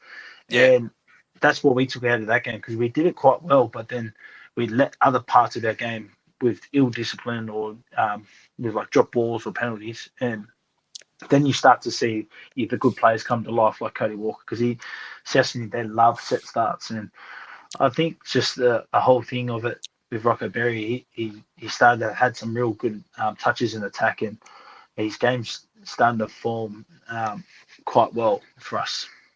Yeah, we liken that to Ed Causey as well. Like another young kid had a really good start to the season. He you may remember, or you may not remember, he had a horror game against Melbourne last year in that Anzac Day game, but really came back. So it's good when these kids when it clicks for these kids and they kind of get it. Mate, with the bye this week and 5 games remaining, 3 in New Zealand, we're sitting third on the ladder. Although it's probably not discussed, I don't want to put you on the spot, but a top 4 finish must be the goal now, is it? Yeah, I honestly, if you can't beat around the bush with things like this, for the opportunity for us it's massive. Like it's sitting third. We got like this next period. It's not so much like top 4 would probably be the top of everyone's mind, but it's not so much like, they're all winnable games. It's our mindset is kind of like each and every week. You know what I mean? Like, who do we got? We got Titans. Like, they got good players. They got players that can hurt you, and you want So we'll just start the week fresh. Let's say Monday, we come in Monday, and we're just going to do exactly what we've been doing. But the talk won't be top 4 finish or like, let's get in the top 4. I don't think those are the correct mindset we got to have. It's just like, what's going to help us build our game to when it comes around finals football time, that's going to win games in those big games. I think that's what the whole mindset for us has got to be. It's not so much the top 4 finish. It's got to be we got to iron our game out to make sure that it's sustainable in this block. And when we come to finals football time, we've got the game and the game plan to, beat teams. Because the game against Canberra, you're going to have that's what finals football is going to be like. It's not going to be putting 40 points or 30 points on a team. It's going to be, are you going to iron at the game where our discipline is got to be spot on. Like, we've got to kick chase well. You got to not give away a penalty within that set, and then you've just got to starve team of possession. And that's what I think we had a good chat about before everyone broke off onto the bye. Is we're going to have a real good surge about just discipline stuff. Letting teams off the hook or relieving pressure, and that's going to be a whole talking point. Heading into these next few weeks is just ironing out a game where it's a finals game plan. Yep. Yeah, absolutely.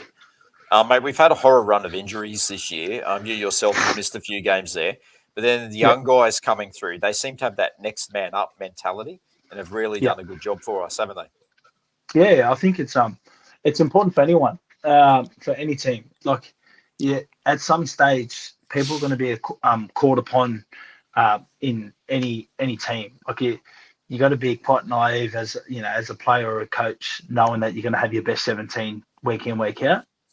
Because if it was like that, if you knew, then it'd be a lot easier. But we've had our fair share of injuries, and that's what I don't think gets spoken quite about, because we don't want to use any of those things as an excuse as players. Like, the more excuses come out, the more it just the infection just spreads. And for us, it's just about like, whoever comes in, they know exactly what we're trying to do, because we include everyone in on the meetings. Like, there's middle meetings, there's edges meetings, and then we've got the spine meetings with the 7, 6, 1, 9, 13s.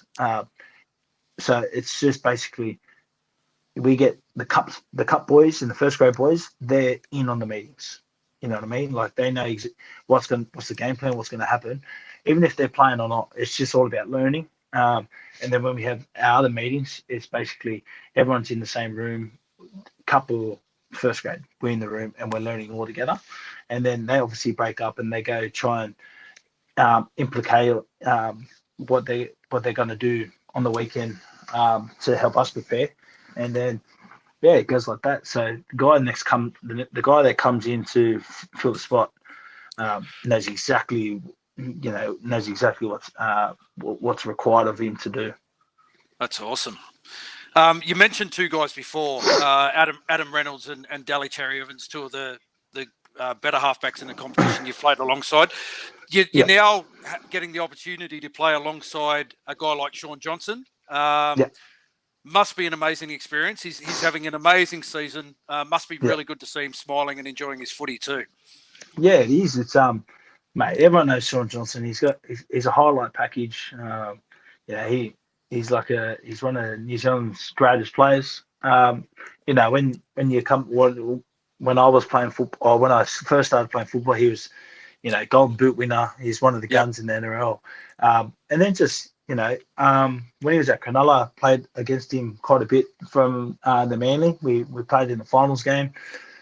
And then, just watching him play the last few years, it's almost like, it doesn't look like he's enjoying his football.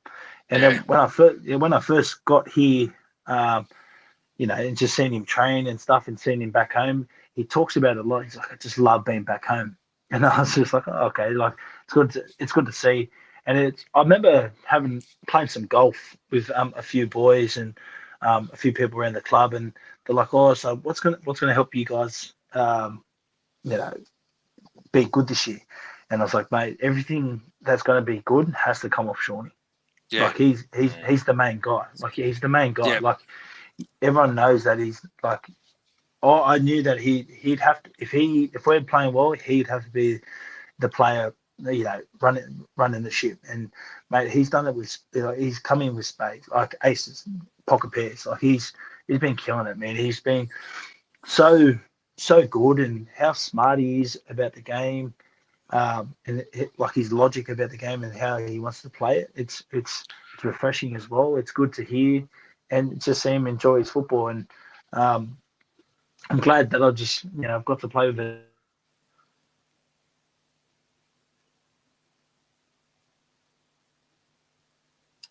It'd be awesome, mate. Awesome. The signing of RTS back to the club next season as well. That must be exciting for everyone too. Yeah. I think mate, he's a gun. Yeah, it's Roger, man. He's a freak. It's exciting, and I think it's good for the whole for the club especially. Just getting something like that, it attracts more players. It attracts people to the games. It attracts more membership status. It's not so much as players. It's good to see someone like that wants to come and be a part of what we're building here, because it's a bit of a pat on back for yourself and for the whole club. But I think for him coming back is massive for New Zealand Warriors as a club as a whole. Yeah, you touched on it before, but we're sorry to bring it up again, but you and RTS did have that intimate moment back in 2021. Our mates at Warriors Anonymous, they dubbed it the glutes of doom, and they said the glutes of doom. Said we had to ask you about that. So it must be nice to have a true gentleman like that who saved your blushes on live TV and put your strides up after that incident. Mate, forever grateful, because I don't have the prettiest of asses, mate. I don't have the prettiest of asses, and he's helped me out. He's helped me out. So I remember when it actually happened. We was and I was like, I felt my hammy going, oh, and he goes, oh, sorry, G, and then he's put him back up, and then I remember being on the ground. And I was like, shot, bro. Thank you. That's what I said. That's the words I said. Shot, bro. Fantastic. Mate, just before we let you go, we're going to give you some quick fire questions, and we ask these of all of our guests that we have on. Your answers don't necessarily have to be Warriors related, but they could be anyone throughout your playing experiences. So, okay. as a player, who is your toughest teammate? Sam Burgess. Burgess. As a player, who is your toughest opponent? Oh, Michael Jennings. Oh, wow. Okay. Yeah. We've had some good battles, especially early in my career. I was a young buck. Yeah. He was still the man, Janko, and Roosters South was the headline games. There were some big games, and we come up. I was always up against him, and it was always like shit. Like I had to be on, and I couldn't let up. So, he was probably the toughest opponent to play against. Okay, who was the best trainer that you've played with in terms of attitude and performance? Ooh, probably Turbo. Yeah, he was. He was the man at training. Mate, he'd be one of the. Out of him and Cherry Evans is the fittest. Turbo, he's obviously got speed, and then just how he prepared his body, especially after those injuries with the hammies, like real professional about how he went about his business. And mate, he's probably one of the best trainers. Okay, who was the worst or laziest trainer in terms of attitude and performance? I can't throw anyone on the bus, can I? Yeah, of course you can. It's up to you. There's a few that make me laugh. You don't have to throw anyone under the bus. You don't have to say anyone if you don't want. Yeah. No, I can't. There's been a few. Been a few. Okay, no worries. I could even be up there. To be honest, I could even be up there. All right, we'll put you down as that answer. All right. Who was the biggest sponge? So the guy that absorbs all the information and wants more that you've played with. The biggest sponge.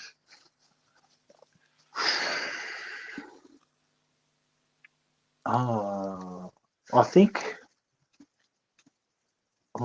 That's a hard one. Probably Lachlan Croker. I wouldn't say he wanted more, but he was a real sponge. He was real like, he loved information, and he could download it pretty quickly, which was good. Yeah, very handy. Who's the best team comedian that you've played with?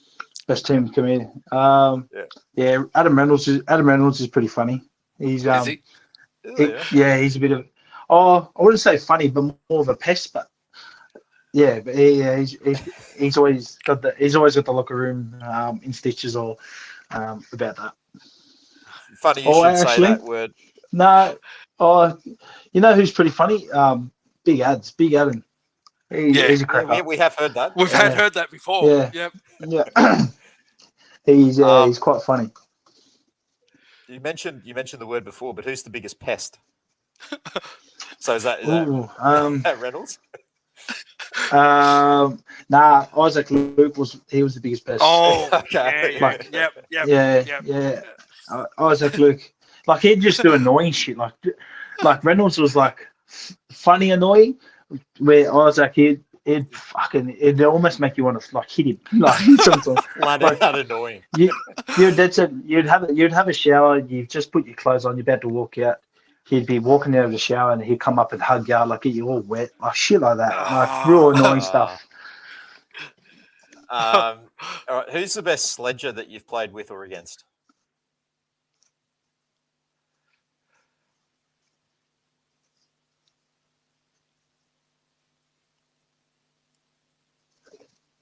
I frozen there. don't know. I've been known to sledge a few of my time. Oh. So I've been known to sledge a few. Nice. But he's passed me out. I've got no energy. I've got no energy for that anymore. I'm in the middle. I'm stuck in the mud. I'm there trying to make my tackles. Who's the most professional when it comes to game preparation?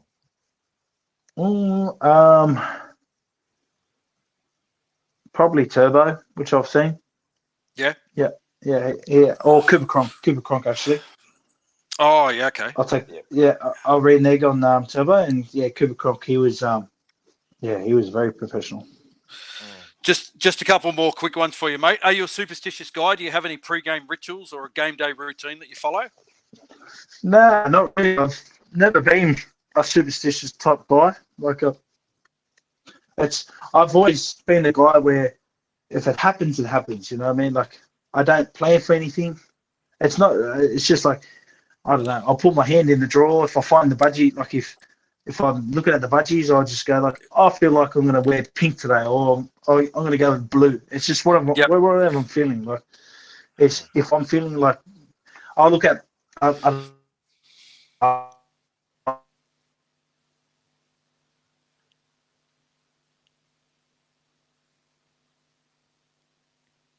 We won't go blue. If I look at pink, I'm going to go, pink makes me feel fast. So I'm going to wear pink. So it's all about how I'm feeling. Who were your rugby, apart from Mark Tukey, who were your rugby league heroes growing up, mate? I'm going to say Carmichael Hunt is probably he was. I remember when I first actually started trying to get into football, I was like, Carmichael Hunt, he's the man. Like I wanted to be like him.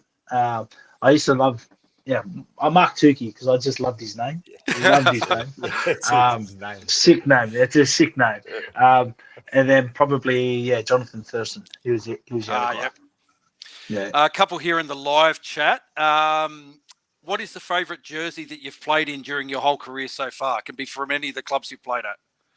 Oh, that's a good one. I think, maybe the South jersey, just because I was a local junior.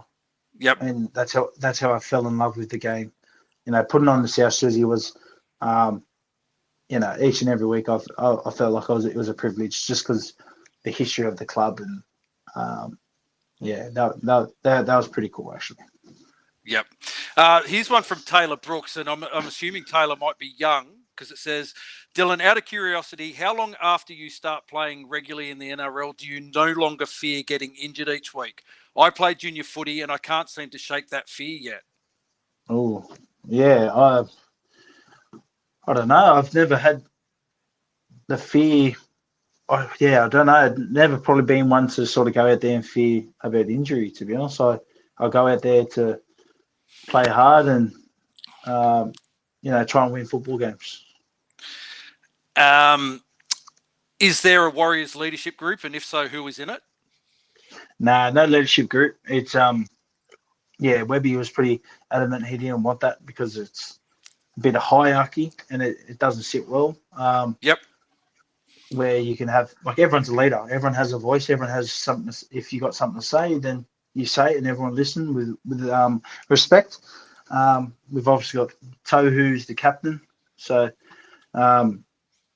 it's just basically everyone's a leader. If you've got the football and you're playing the football, you're leading us because you're the one that's got the ball in your hand. So, yep. That's the mentality for us. Okay, and the last question I'm going to ask you before we let you go, because you've been with us for nearly 2 hours, mate, and we do appreciate that. That's all good. And it's a bone of contention with a lot of supporters. Yep, Warriors or Wars? I'm going to hop on the bandwagon. I do like Up the Wars. Up the Wars! Yeah, Up the Wars. It's just, I honestly think it catches on quicker, and it's just a bit better of a catchphrase. Too many syllables in the Warriors. Yeah. Up the Warriors. Too many syllables. Up the Wars. Up the Wars. Yeah. Oh, mate, Dill, we really want to thank you, mate, for coming on, chatting with us so candidly, so honestly as well. We love being able to connect with all our former players, current players, club staff, and give you guys a platform to share your stories. And we thank you for joining us tonight, mate. And we wish you well for the remainder of the season. We have a saying here on Ruin Hammer that those who have played for our club are forever and always. And you, mate, are forever and always Warrior 278. Thanks, boys. I appreciate that, man. Up the Wars. Go well, mate. Keep it up, mate. Up the Wars. Boys, take it easy. Thank you very much, man. Legends. Oh, mate, I love chatting to these people. Yeah, it's brilliant, isn't it? Yeah. Just to hear, what's going on behind the scenes at the moment. Just that fantastic insight, especially with everything that's going on at the moment. We're not hearing a lot from the players. So, we really do appreciate his time for coming on and chatting to us. And, what a great insight into what has been, an unprecedented, fantastic season for us. So, we certainly appreciate him giving us 2 hours of his time. It's brilliant. Yeah, absolutely. Absolutely, mate. But yeah, you're right. We're not getting to hear from the players at the moment because of the media ban, and we actually cleared this with Dylan. We made sure that we're not mainstream media, so he was able to come on and have a bit of a chat to us. And mate, spoke so well. Didn't he? Yeah. And so honest with his answers. And gave us a great insight. Again, it's one of the things we love doing is chatting to these players, but each time we do, it's just an awesome experience. Absolutely loved it. He was fantastic. Yeah, it sure was. Thanks to all you guys for watching as well on Facebook and YouTube. Yeah, we appreciate you guys being there and having a chat. Yeah. To try and minimise our time on social media this week, we're going to jump straight in and continue on with the chat about the Raiders win last weekend. It was a return to Go Media Stadium, Mount Smart for the Warriors, coming off that convincing win against the Sharks after a 5-day turnaround. The Raiders were pretty fresh from a week off with a bye. There was just a one change for the Warriors to the starting 13. Mitch Barnett moved to the front row. Bunty dropped back to the bench. 2 changes on the interchange bench, with both Bailey Sirenen and Josh Curran being included at the expense of Tom Arley and Freddie Lussick. And we spoke about it with Dill. The scenes with the Warriors running out onto Mount Smart. The stadium goes dark. We got the red, blue, and green pulsating lights flickering on and off. The team runs out to the amazing light show, and then when the stadium lights come back on, apparently the crowd's singing the team song. It's an amazing entrance, and it's one I hope stays because it's going to build like the Raiders horn, the Viking clap entrance, isn't it? I was just waiting to hear the time to play the game. Yeah, no, that was really good. Yeah, as I said, inspired by WWE kind of stuff. But yeah, it was good. I was my first thoughts were when the lights went on. I go, geez, I hope they come back on again. I was at the Simon Mannering 300 game. I was lucky enough to be there, and they did the same thing there. It creates a fantastic atmosphere. Yeah, it does. Yeah, so it was our Warriors getting the job done. Just 21 over the Raiders 20. Nia Kore, Nickel Klukstar, and Dallin Watene-Zelezniak with tries. Johnson 4 from 5, and the all-important field goal. Raiders Young, Rapana, Whitehead, White and tries. Croker 2 from 4. And so our first half summary. The first try to Murata Nia Kore after an early penalty.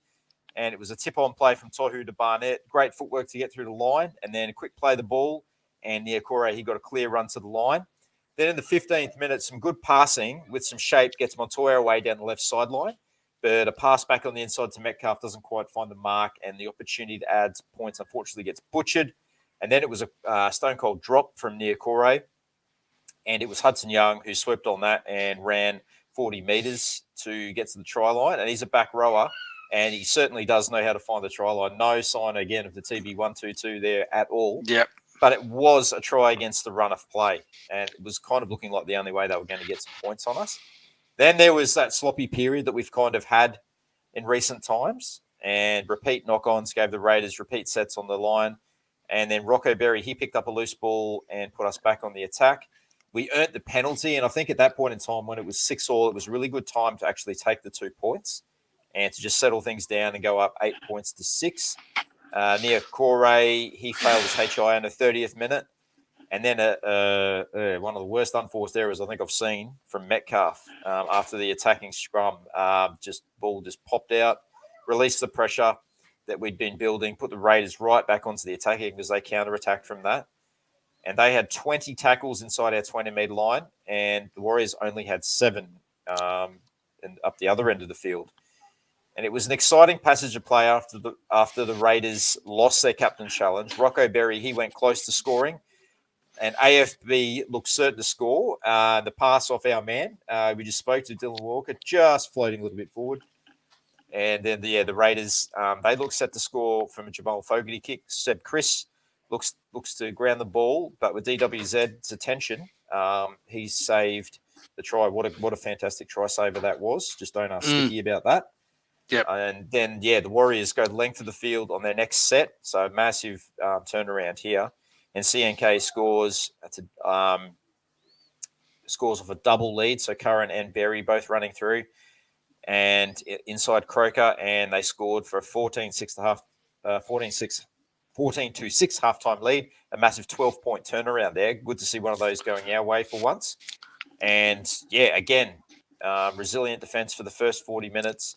And guys just putting their bodies on the line to deny the Raiders. Yeah, only a 68% completion rate for that first half, though, which was quite poor by Warriors standards this year. Yeah, definitely. Only the 3 line breaks. We had 12 tackle breaks to the Raiders 19. Matt Timoko had 7 tackle breaks himself in that first half for the Raiders. Man possessed. Yep. He was, mate, yeah.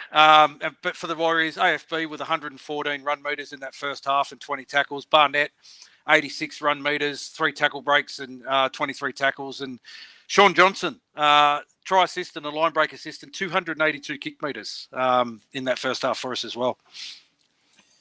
Absolutely. There's some great stats there. And then moving into that second half, and there's some controlled sets to start it and some great defense from Rocco Berry to start the half. And then an early penalty to the Warriors. Old Big Red, Corey Horsburgh, starting to see the red mist, and he was very lucky to stay on the field. And DWZ, again, with a try in the corner. Once again, set up from Johnson running deep into the line and following a face ball to Berry, and then a slick pass from him out to Dallin to score his 16th try of the season, easily his best tally in his first grade career. And the kickoff out on the full from the Raiders, and the Warriors starting their set inside the Raiders half. Pompey goes very close to scoring, but is brought down short of the line by Seb Chris.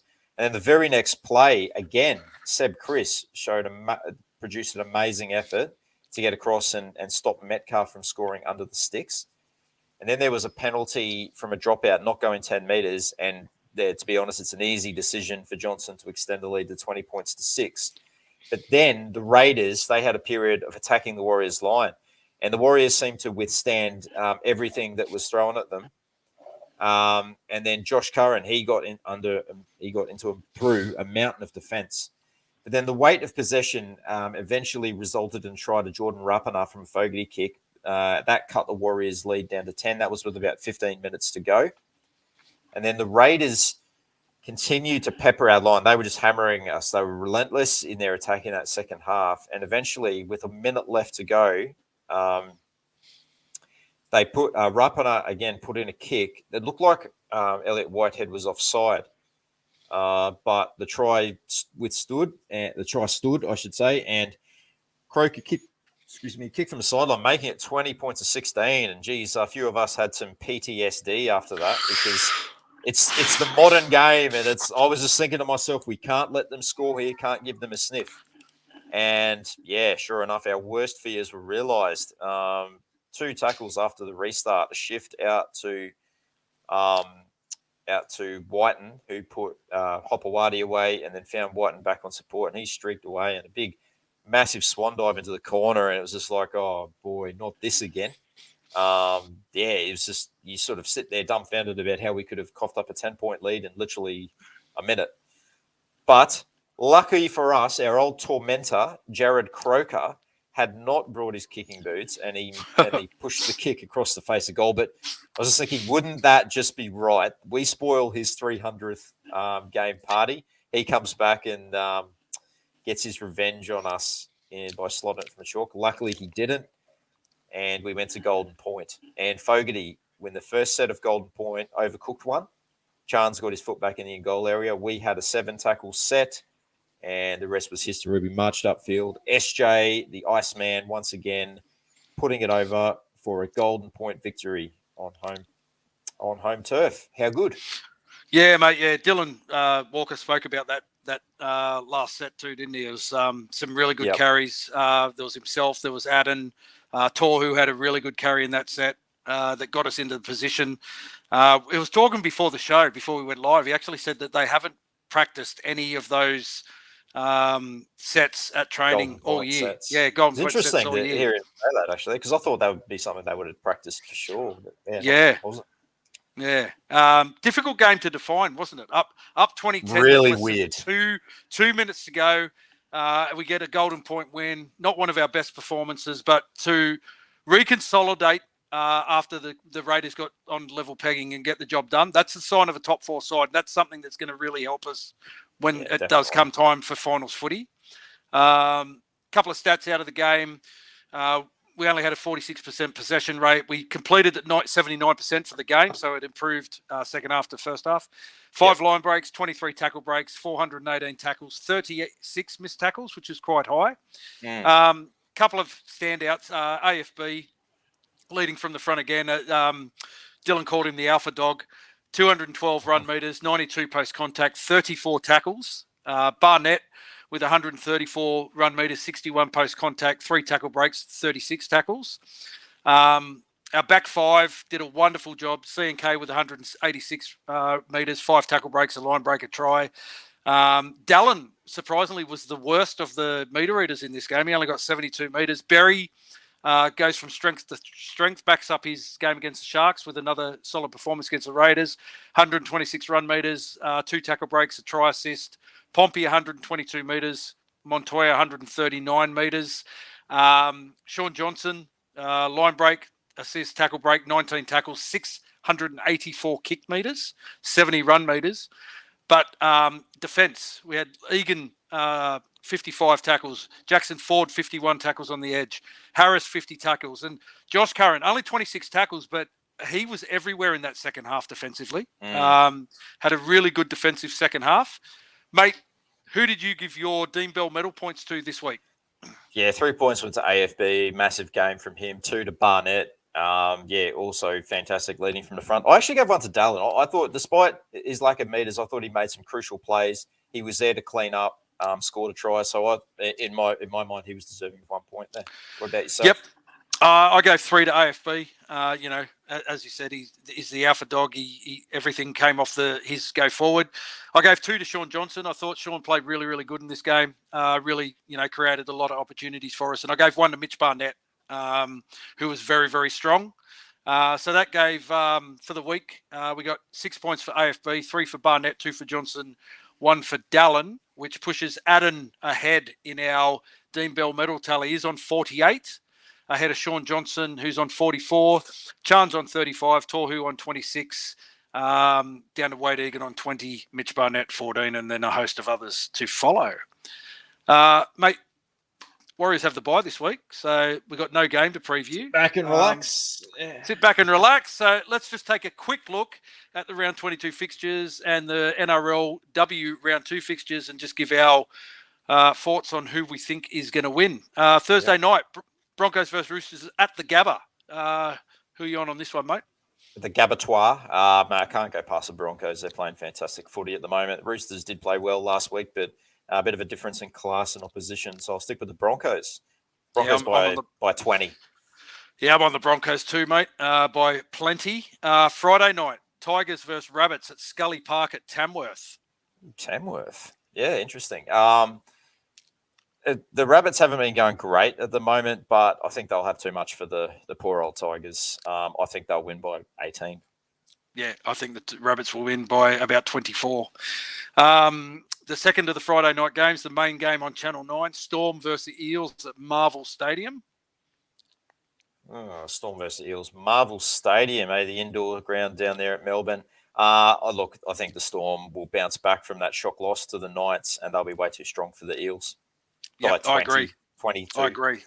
Yeah, Bellamy would have ripped him a new one after that result last week. Speaking of the Knights, Super Saturday starts off with the Raiders versus the Knights at GIO Stadium in Canberra there.